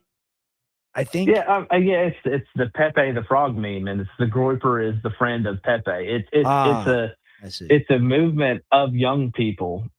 But it's too close to groper. Well, it is what it is. So that's why everyone. I thought it said like groiper. I thought it was gropers, and then my sister also asked me the same thing literally like 2 days ago. And did they grope people? I'm like, no. They're not. They don't grope. They don't grope people. It's just a weird naming. We intellectually grope them. That's the thing. It's nobody can provide a better alternative to the problems that we're having. Candace Owens would beg to differ. We don't judge people or groups, right? For things that individuals do, which we agree with. The problem is that when people collectively do bad crap together, and when there is a collective group, like for example, like with the Jews. Can say the Jews and be intellectually and factually 100% correct because they gather together in massive enclaves multiple times a year under the banner of the World Jewry Conference and the World Jewish Alliance and all World those Jewish stuff. Congress. So like they have a world Congress, but the new IAEA definition of anti-Semitism as addressed by Australia is that you're not allowed to criticize the state of Israel. Well, But they have a world Congress. Yeah. so Explain that. Go ahead. I was asking Tim, because I know, Tim, you're going to make the point of like not all people are the group, and there are people in a government that of course do things XYZ, but if they have a world Congress where they act globally and then they're also local to one small country, how does no, you square that? it's not. I'm not really like sitting here gonna be like, oh, the Jews and support the Jews and stuff like that. There's nuances to everything. Mhm. All I have an opinion towards that is when you're talking about the Jewish thing. I keep trying to tell you, you got to somewhat separate just a little bit. Like I know Israel is a Jewish state, but like there are Jewish people have had money and banking power for a very long time. That's not going to change, Yeah, but like- it is like all the billionaires. No, I know, but that's okay. Yeah. So let me All let me explain that part. And it's not for me to sit here and be like, well, Mossad paid me to come on here and say it. Okay, Jewish people are powerful. Other groups in the world that are also powerful. Like I would put some Asian cultures, like Indians, in there. And the reason why is because they have this collective society thing that they do better than other. I don't know. Jewish is not an ethnicity, but they basically help each other Yes, up, and that's the and problem. they all they work collectively, get together to build together, and then by doing that, there's a mutual symbiotic relationship that happens there, in which a lot of Americans, and even in my I would say for Black people specifically as well, you have a more individualized perspective on how we approach not even just family but the community in itself. It's like almost every man for himself. So when they have that natural tendency, because they built that in the culture, they're going to naturally rise to the top because it's like a shared resource. Now, it doesn't mean what they're doing is correct when it comes to certain things like the policies and X, Y, and Z. I'm just looking at the fundamentals of how, how do they continue to be at the top the entire time? Good points. Right? And, You got to look at that. And Indians are the same way. We in America, we encourage people at the age of 18. And my parents did this, not necessarily did this exactly. We say, once you're 18, out of the house. You look at some of these other cultures, even like Mexicans do this, families live together. And they continue to live together in India past the age of 30 until they're married and ready to get out. But what that does is it keeps the money in the family. So somebody's taking care of the rent, someone else is taking care of this thing, and then someone else is providing the money to invest, and they're all pooling their money in to actually build something. So I think there's a lesson to be learned from that. It doesn't mean necessarily you have to become the Jew or the Indian. And that's the thing. If it's so great, why do they have to come over here and do it here? Okay, so let me explain that part. Let me explain that part real quick, okay? Yeah. The world is a free market, and but so many words, okay? Is it? I understand. Just hear me out. Hear me out here. If you look at the fundamentals of how capitalism works, there are certain countries that are beacons in which it is easier to do business and where most of the transactions happen. Because the US dollar is the reserve currency of the world, and because we have a lot of influence over the world, we have created a natural lighthouse for business to be done. Now, it doesn't mean that business isn't being done in countries like India or countries like Israel, but the market, the total accessible market, the tangible accessible market is completely different because they haven't built the systems that America has, in which it's the fastest route to getting to a level of success. And that is what causes, and it's not just their cultures, it's other people. Your position is that other people should be afforded the opportunity to compete in that market. Well, if it wasn't America, it would be somewhere else, Okay. right? That right. doesn't mean that, we could literally shut everything down and be like, okay, fine. True. But that just means someone else becomes the world economic power. One of the fundamental reasons why America is so powerful and we have so many resources is because we take a lot of the talent and the resources. People are making businesses here. They're not making them overseas in an India or a Israel. Like, they're not making these multi-billion-dollar companies. So we have a natural ability to keep attracting them until we get to the point where that doesn't become the the situation. But that doesn't mean I'm going to sit here and be like, well, everything Israel does is right and X, Y, and Z. I'm just saying, look, if you like them, you don't like them, fine. Well, But there's something you yeah. can learn from how they actually practice their business, and you create your own culture around doing something in your own aspect. Well, it's all very complicated. It's all decades long relationships that countries and centuries and thousands of years that peoples have with each other. New Groper been on the line for a while. You want to make your closing point, and I do have to let you go because we have one more caller and been off like an hour. Go ahead. I just say this, Tim. You are actually 100% correct. You have conceded that they are a group because they're communal in aspect, and you've encouraged people to gather together in groups, which is what people would call identity politics. Not to say that, like first of all, I'm for the American people, right? The actual American people, and we've been propped up as this world reserve thing, and all of this stuff that we've done, and it's not been to the betterment of its people, which is the entire purpose of our government. That's his argument. And so a government that does not provide, does not govern for the will of its people isn't fit to be a government. That's fine, but is that help me clarify that? Is that the government or is that the actual America itself? Like I think it's the government because I would say it's both. I would say that the government has an obligation to govern and set policies that benefit Americans and put the American interest first, which is the whole nationalism take. Is that if we are going to be like the country, when it was designed in the Constitution, said it was a government of the people, for the people, and by the people, is how it's said. Okay, our government in no way mirrors that. This. Half of our government are people from Somalia and India and every other nation. And it's like if you want to pitch the idea of a global world government and say that America's the head of it, then let's make that public and give that up to the people. But if we're going to be the United States of America, it needs to be for the United States of America. Yeah, and what that entails is putting our collective interest first, which means this melting pot ideology. Send it back to where it came from, because it's like the people who are pushing diversity, the DEI, and the people who are pushing all of this ideology that's destabilizing our nation, they have their own home country, and it's for them by them. It is. Okay. They are the most nationalistic nation ever. So India puts India's interest first. China puts China's interest first. I hear you 100% on that. The last thing I'll say about that is, yes, I'm very much so pro-America, love my country, love my people, love everything that America stands for.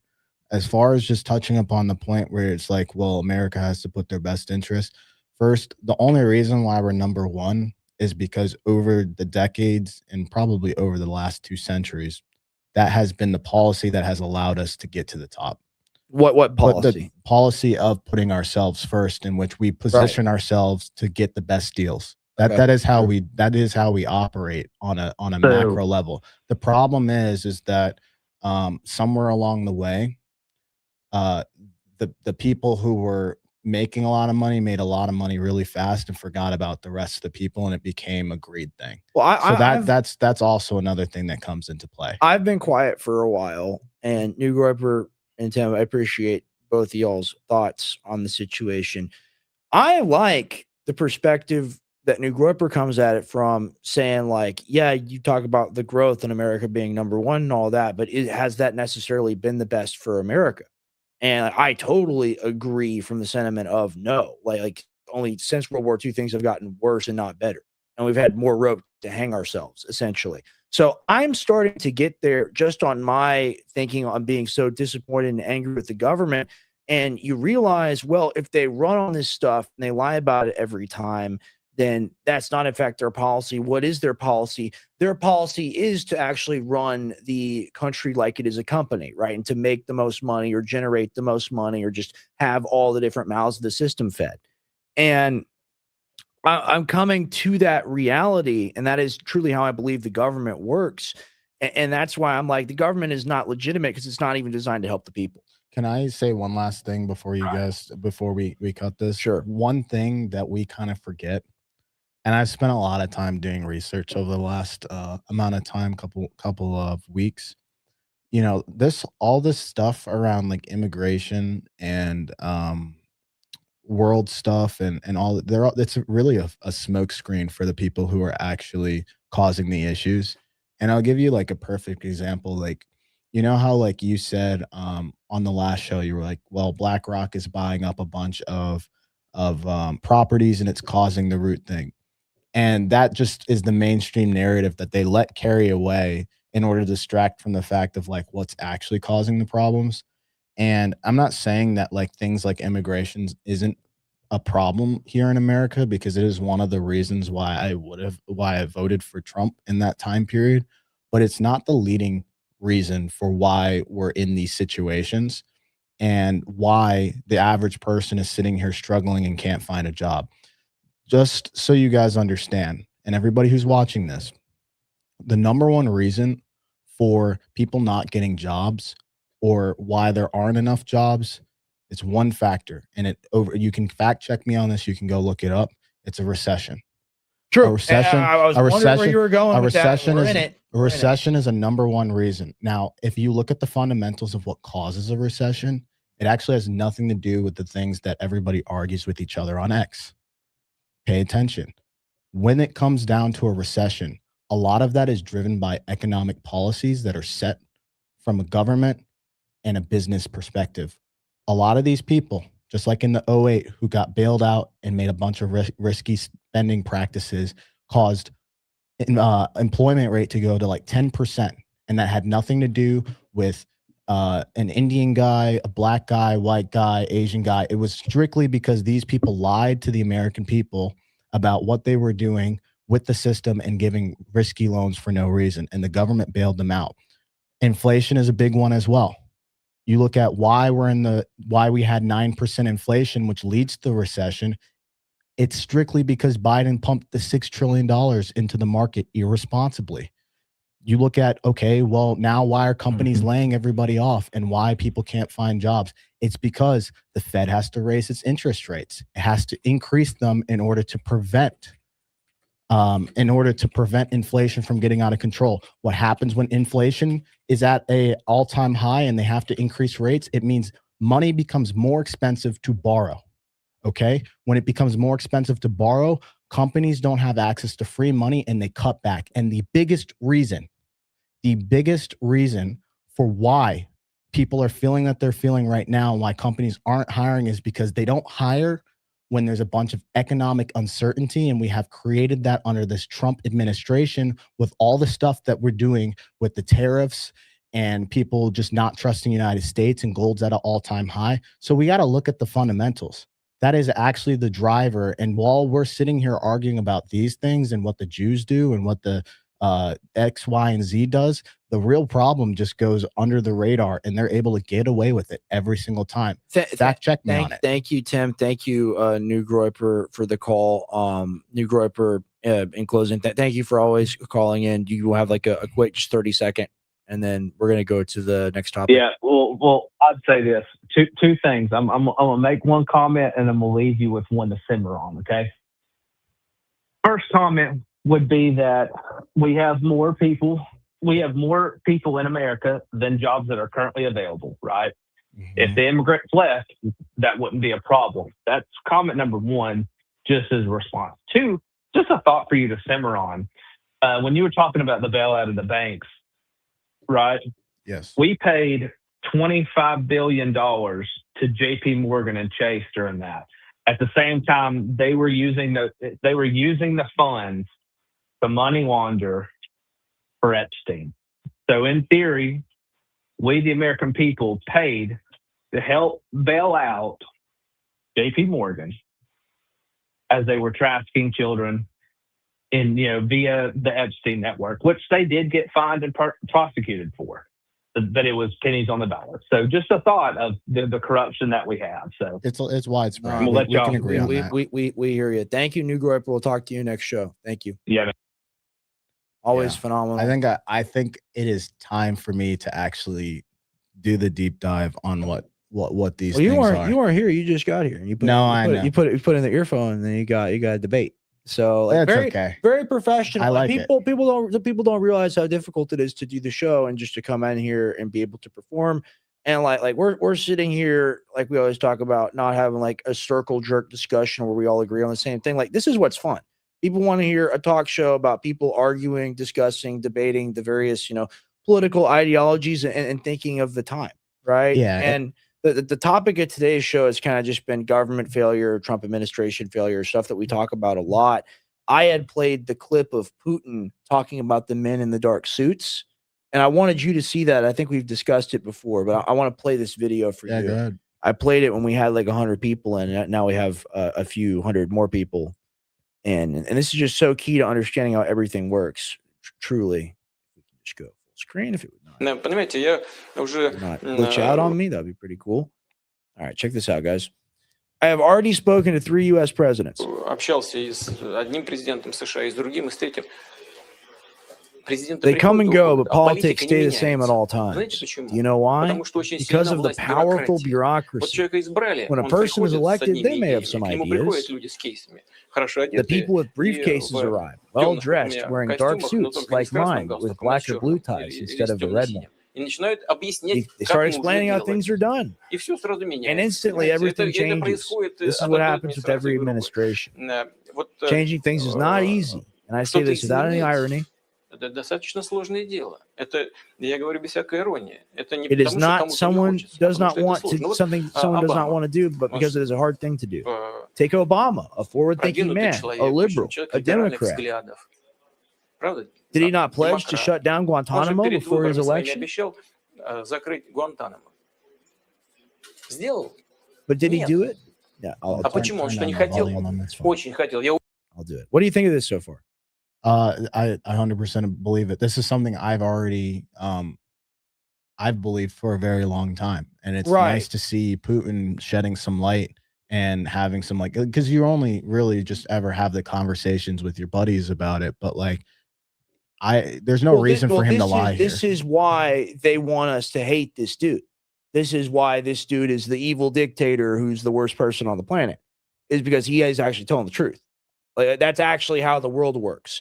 And like when you compare just this one short clip of Putin, and you can look at various different interviews of Putin, and like whatever you think about him and his policies, like they're all great from the perspective of like political thought and actual original thinking. You look at this, and then you look at a Trump dance in front of a rally of boomers trying to get like donation money, and like Right. we are not a serious country, right? Like, this is a very serious person explaining what the problem is, and then we got like tap dancing at And Mar-a-Lago. there's no black suit for Right. Russia. He is the man in the black suit. He's that the controls guy. it. He's the actually guy. in charge, so he can actually make decisions. Exactly. уверен, что хотел. He wanted Но не to, I'm sure he получилось. did, but it Он did not work out. искренне к этому стремился. He Не sincerely wanted to получается. do it, Не but так did всё not просто. succeed, since it turned out to be Но very это complicated. не самое главное. That is хотя not the это- main хотя это issue, важно. however, Тут трудно себе even представить, though да. it is important, Люди в кандалах since it is ходят hard to там уже fathom that people have been walking in there for десятилетиями, chains без for суда и decades without Ну, trial or представьте себе, investigation. Франция бы так сделала, Can или you Россия. imagine France or Russia С acting this way? потрохами. Yeah, and only we're allowed to do it. And it's fine when we do it. We don't pay attention. We don't care when we do it. But we like you talk to anyone American about Putin, they go, Putin a dictator, Putin a dictator. And like we torture people, we kill people all the time. Like 100%. these And words that's, don't mean anything. you know, that's actually why some of these countries are actually pissed at America, is because of the hypocrisy. Right. And there's more countries that kind of see the hypocrisy that goes around, like we, you know, say you can't do that, and then we go around and do the same thing, and then that is one of the things that's like, okay, well, we can't trust these people. So Right. I That's what people have an yeah. issue with, how we behave. And like Сожрали уже давно. this would have been a disaster. Ну что, это возможно. But it is До сих пор possible in the продолжается. United States and continues to this Вот, day. кстати, This refers to the question on democracy, by the way. I refer to this example just to show that it is not as simple as it may seem.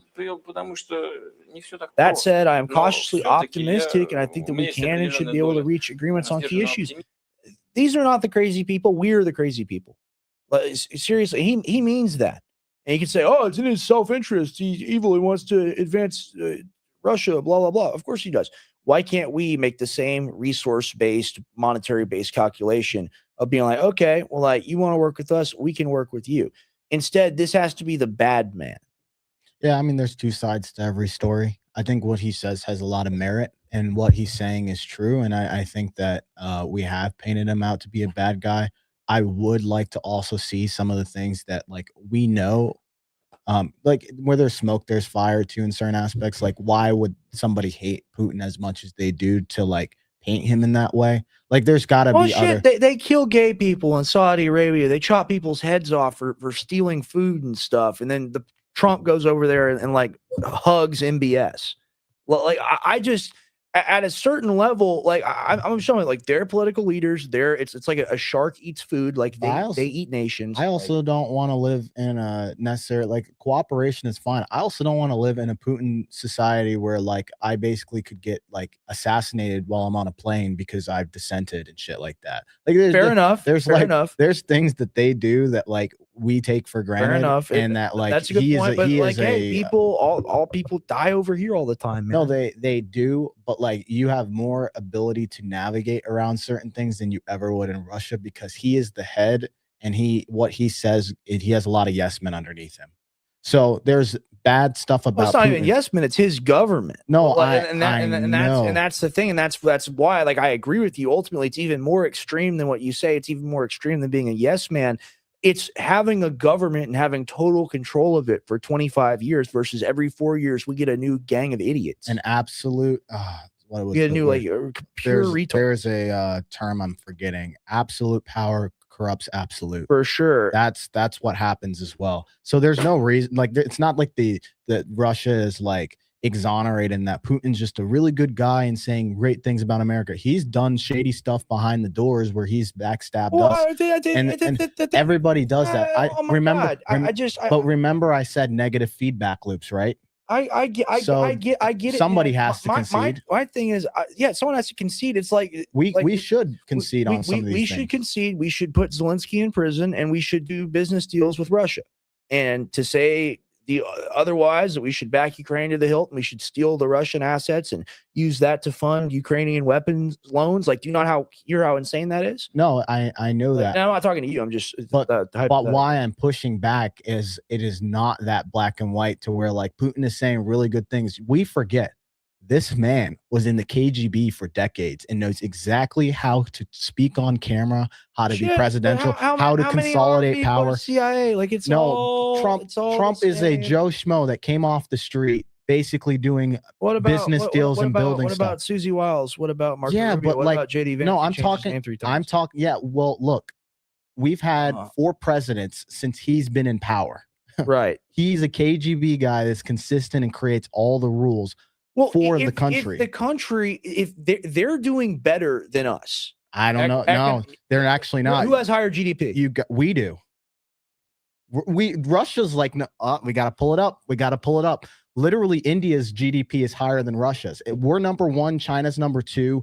Russia, I think, is number 4. I'm talking about growth, GDP growth. We're miles ahead of everybody. And that also changes significantly. You can't go by growth. You just have to go by the GDP itself.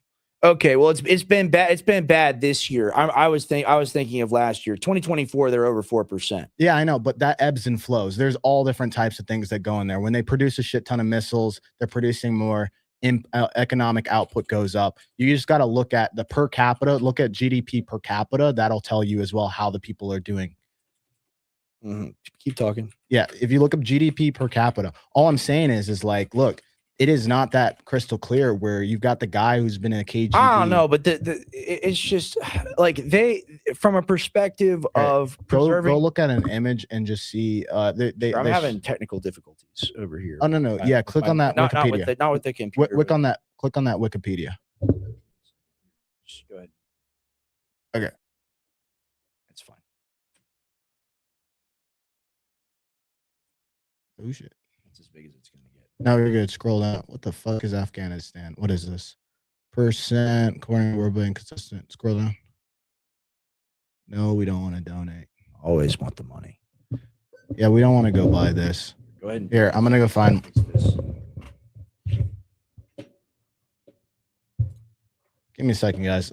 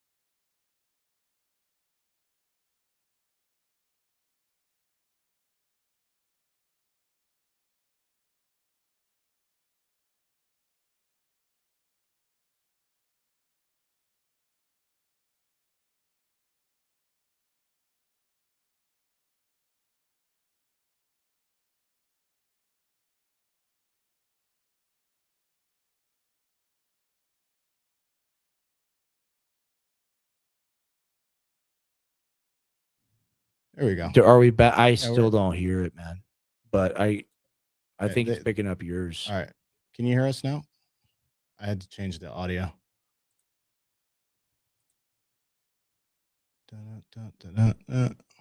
Yeah, but see, it's well. Speaker's fine. Okay, they can hear us now. All right, they hear us. My headset stopped working for some reason. Whatever. Yeah, wait till we get this thing. Christmas time is here. Only once a year, your mics will fail. Okay, so Computer will let's go break. back to where we were here. Okay, so we were talking about the GDP. Here you go. GDP ahead per and do it. capita. So let me pull this up for you guys. GDP per capita is based off of the hell is this?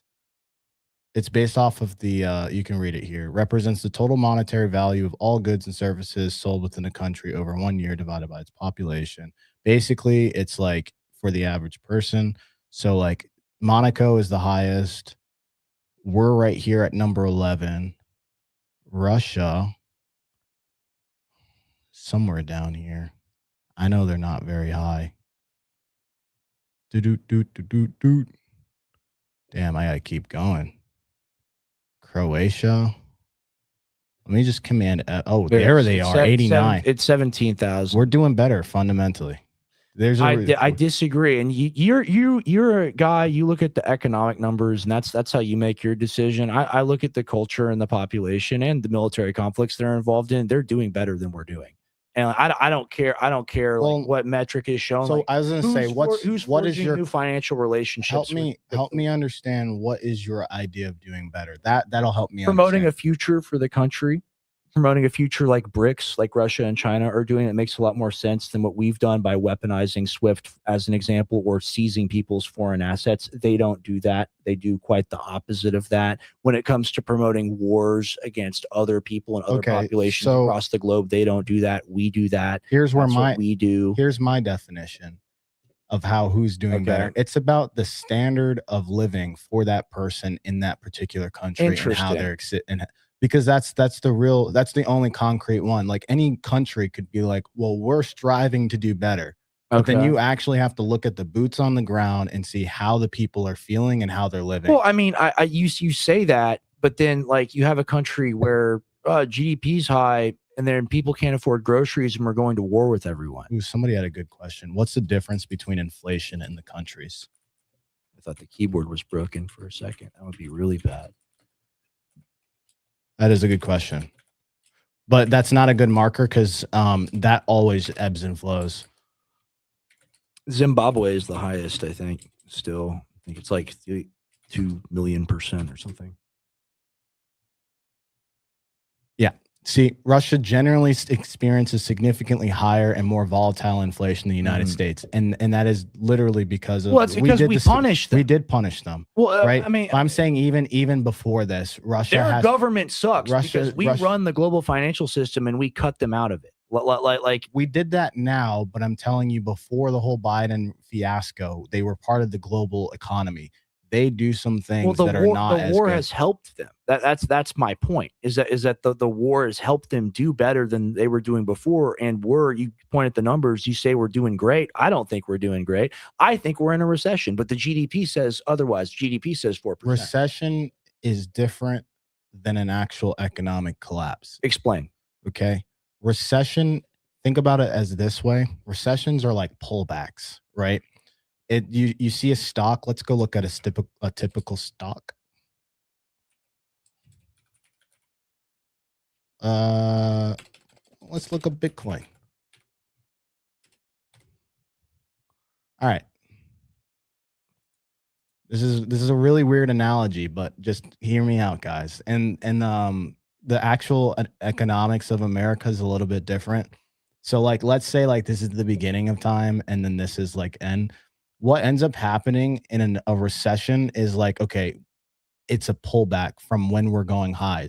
But when a recession happens, it's temporary. And the reason why it's temporary is because things can't just go up indefinitely. There's always an adjustment period that's happened since the bane of time, since we've been in this world of capitalism. Every country experiences this.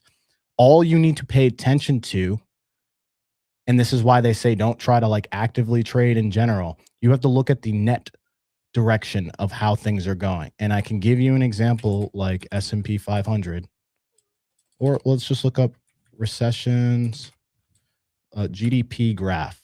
This will be easier. GDP. We'll look up USA GDP graph. Okay. This is going to make sense in a second. Okay. This is perfect.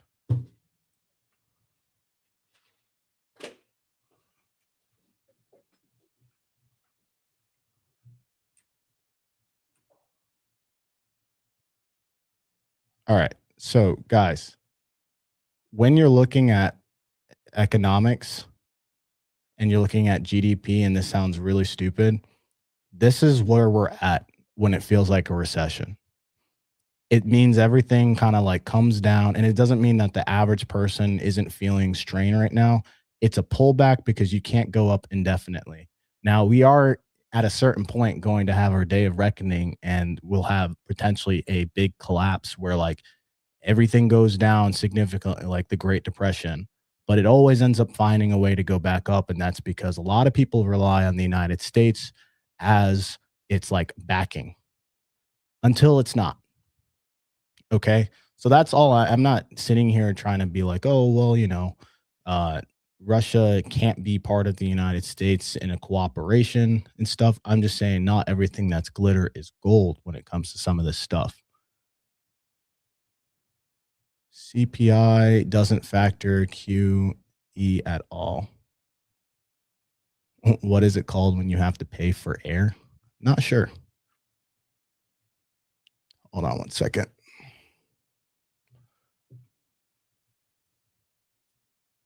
Okay, so I think Rex went to use the bathroom real quick. Yeah, that's pretty much all I'm just trying to say is just I just get careful when I just try to be careful when I make a certain statement because I don't want to like lead people into believing like things aren't good or they aren't fundamentally bad. I just there is a certain level of data you got to just pay attention to actually determine how you're doing. And all I'm saying is like at the end of the day, you don't know how good things you have, how good you have it until you lose the things that you take for granted. And there's a lot of stuff that we in America, we take for granted.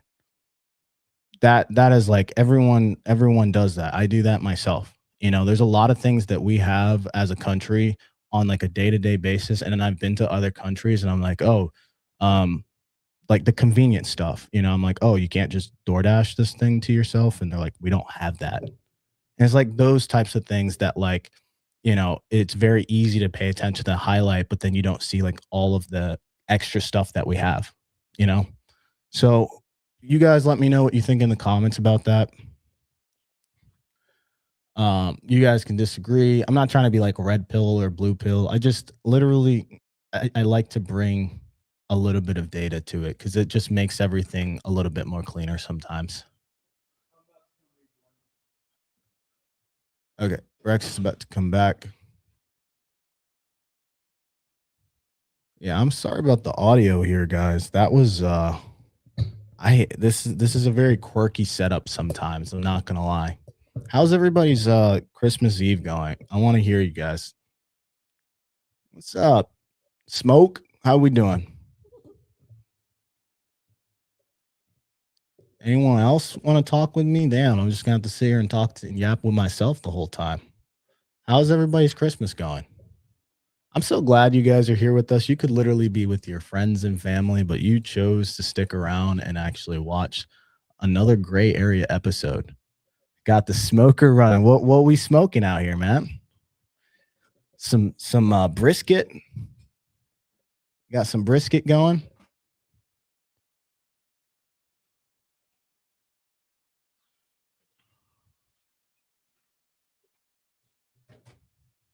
Rupert's being very good. DoorDash, some McDonald's. Nice. See, look at you, Negroper. Look at that convenience.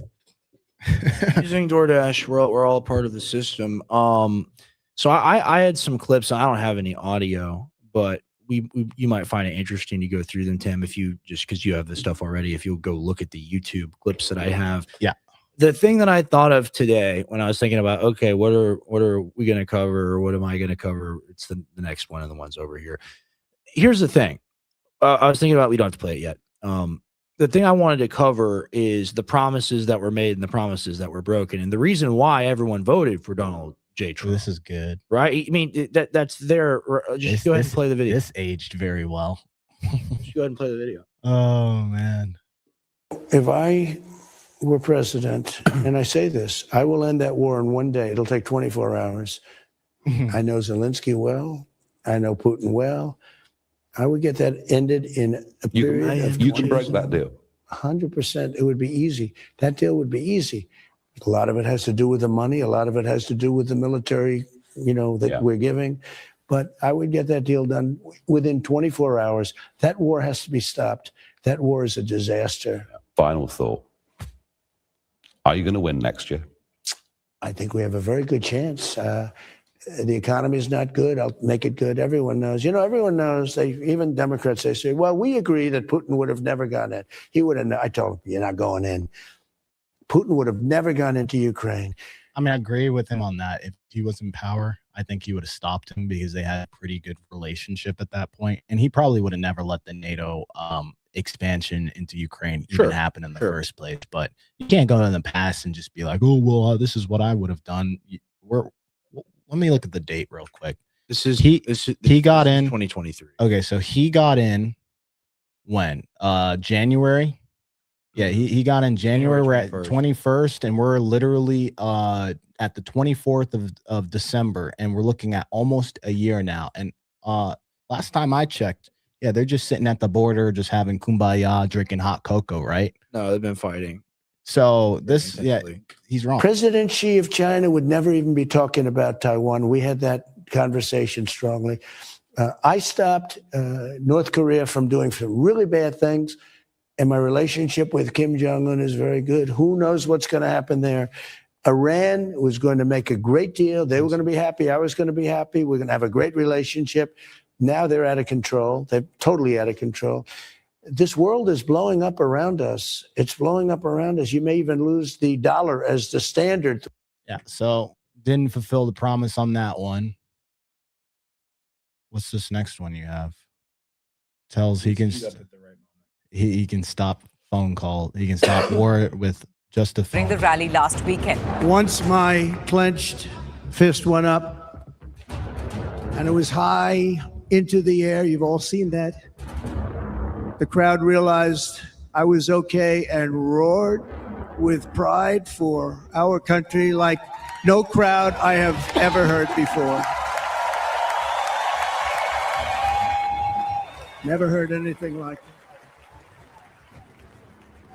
For the rest of my life, I will be grateful for the love shown by that giant audience of patriots that stood bravely on that fateful evening in Pennsylvania. Donald Trump took the stage amid chants of USA from the crowd. Did this change?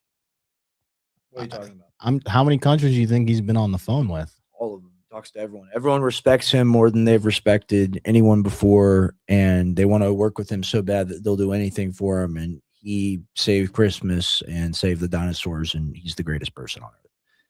What was this other one that you had here? Trump will have peace through strength. This is 23. This is 2023. Do it through peace through strength. I just saw something where I was the only president for 78 years. No war started with. Now I wiped out ISIS. I did a thing that was, I won't go into names, I won't go into specifics, but we did a thing that nobody thought was possible. Did it very quickly. I withdrew from Syria. I withdrew from Iraq. I withdrew.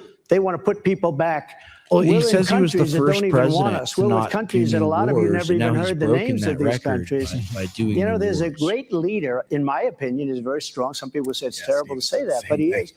Viktor Orban, he's the prime minister of Hungary. And they asked him, what would you do? There are wars all over the world right now. He said, what I do is make sure the American people vote for Donald Trump for president, because when he was president, China feared him. I don't want to be feared, but he used the term. I'm not using the term. President Xi's a very tough cookie, but I think they did fear us. China feared him. Russia feared him. Everybody. I even got along with Kim Jong-un. You know, getting along with people with hundreds of nuclear weapons is not a bad thing. You know, they want to make it like a bad thing. It's a very good thing. But peace through strength. They didn't want to mess around. It would have never happened in Ukraine. Russia would have never gone in. Would have never happened. The recent attack on Israel would have never happened. 0% chance that was going to happen. They see a weak president in our country, and they did something that was unthinkable. So we're going to have peace through. Yeah, like when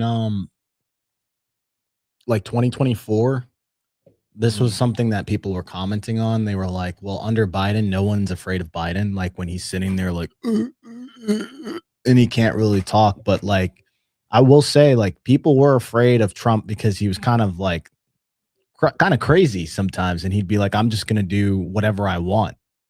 Right. And it's such an extreme switch where you go from a guy that's hiding in the basement and his administrative team is running everything versus you have an administration filled with incompetent people and the leader is like ordering everything to be done and is incapable of actually rationalizing or coherently planning that action. You go from like 0 to 100 and it's like you're trying to drive that car straight down the road, and it's like you talk about going a little bit to the left and then you go way to the right to try to stop it. Smacks it's my like head. we go all the way to the left, not the left to the right ideology wise, they're all neocons, but just like no involvement, secret government, total rule by Twitter dictator. Like there's no in between. There's Some of no our policies professionalism read to like it. tweets now. Yeah, well, I mean, the memeing and all of it, you know, people have made the decision that they like that over being able to afford groceries. And Ooh, my good point. Good point. my problem is the stuff that this guy was talking about, even though you could point out, you go, oh, that's a little crazy or outrageous or whatever. He's talking about everything that he can do because he's the president and he has this image and he's so powerful. And then he gets in an office and he breaks everything that he's saying here. And that's what I'm tired of hearing. And it's not only are you not going to try to fix things, you're actively trying to make things worse, and you're actively trying to continue conflicts and fund people. And that's just that I can't stand that anymore. I can't abide it. Well, I think I know I came on here a little later, guys, but I think Rex Ready to wrap it up? Yeah, I think Rex has held the house down. We really appreciate every single one of you guys that have come here on Christmas Eve when you could have been somewhere else and listening to someone else. Let me go back to full screen here. Well, we hope that you enjoyed this broadcast. We're doing and tomorrow, we right? hope that you go to Ben Shapiro's channel, and we hope that you dislike all of his videos. And we hope that thank you for being here with us on a Christmas Eve. We're going to do the show tomorrow. We'll put a little bit more preparatory stuff into the show tomorrow. We'll have some real, exciting tidbits to present. But this has been a good show, and thank you all for being here. And it's always important to thank the callers who call into the show. And thank you, Owl Killer, and thank you, New Groiper, for keeping things alive. And really appreciate you guys. God bless.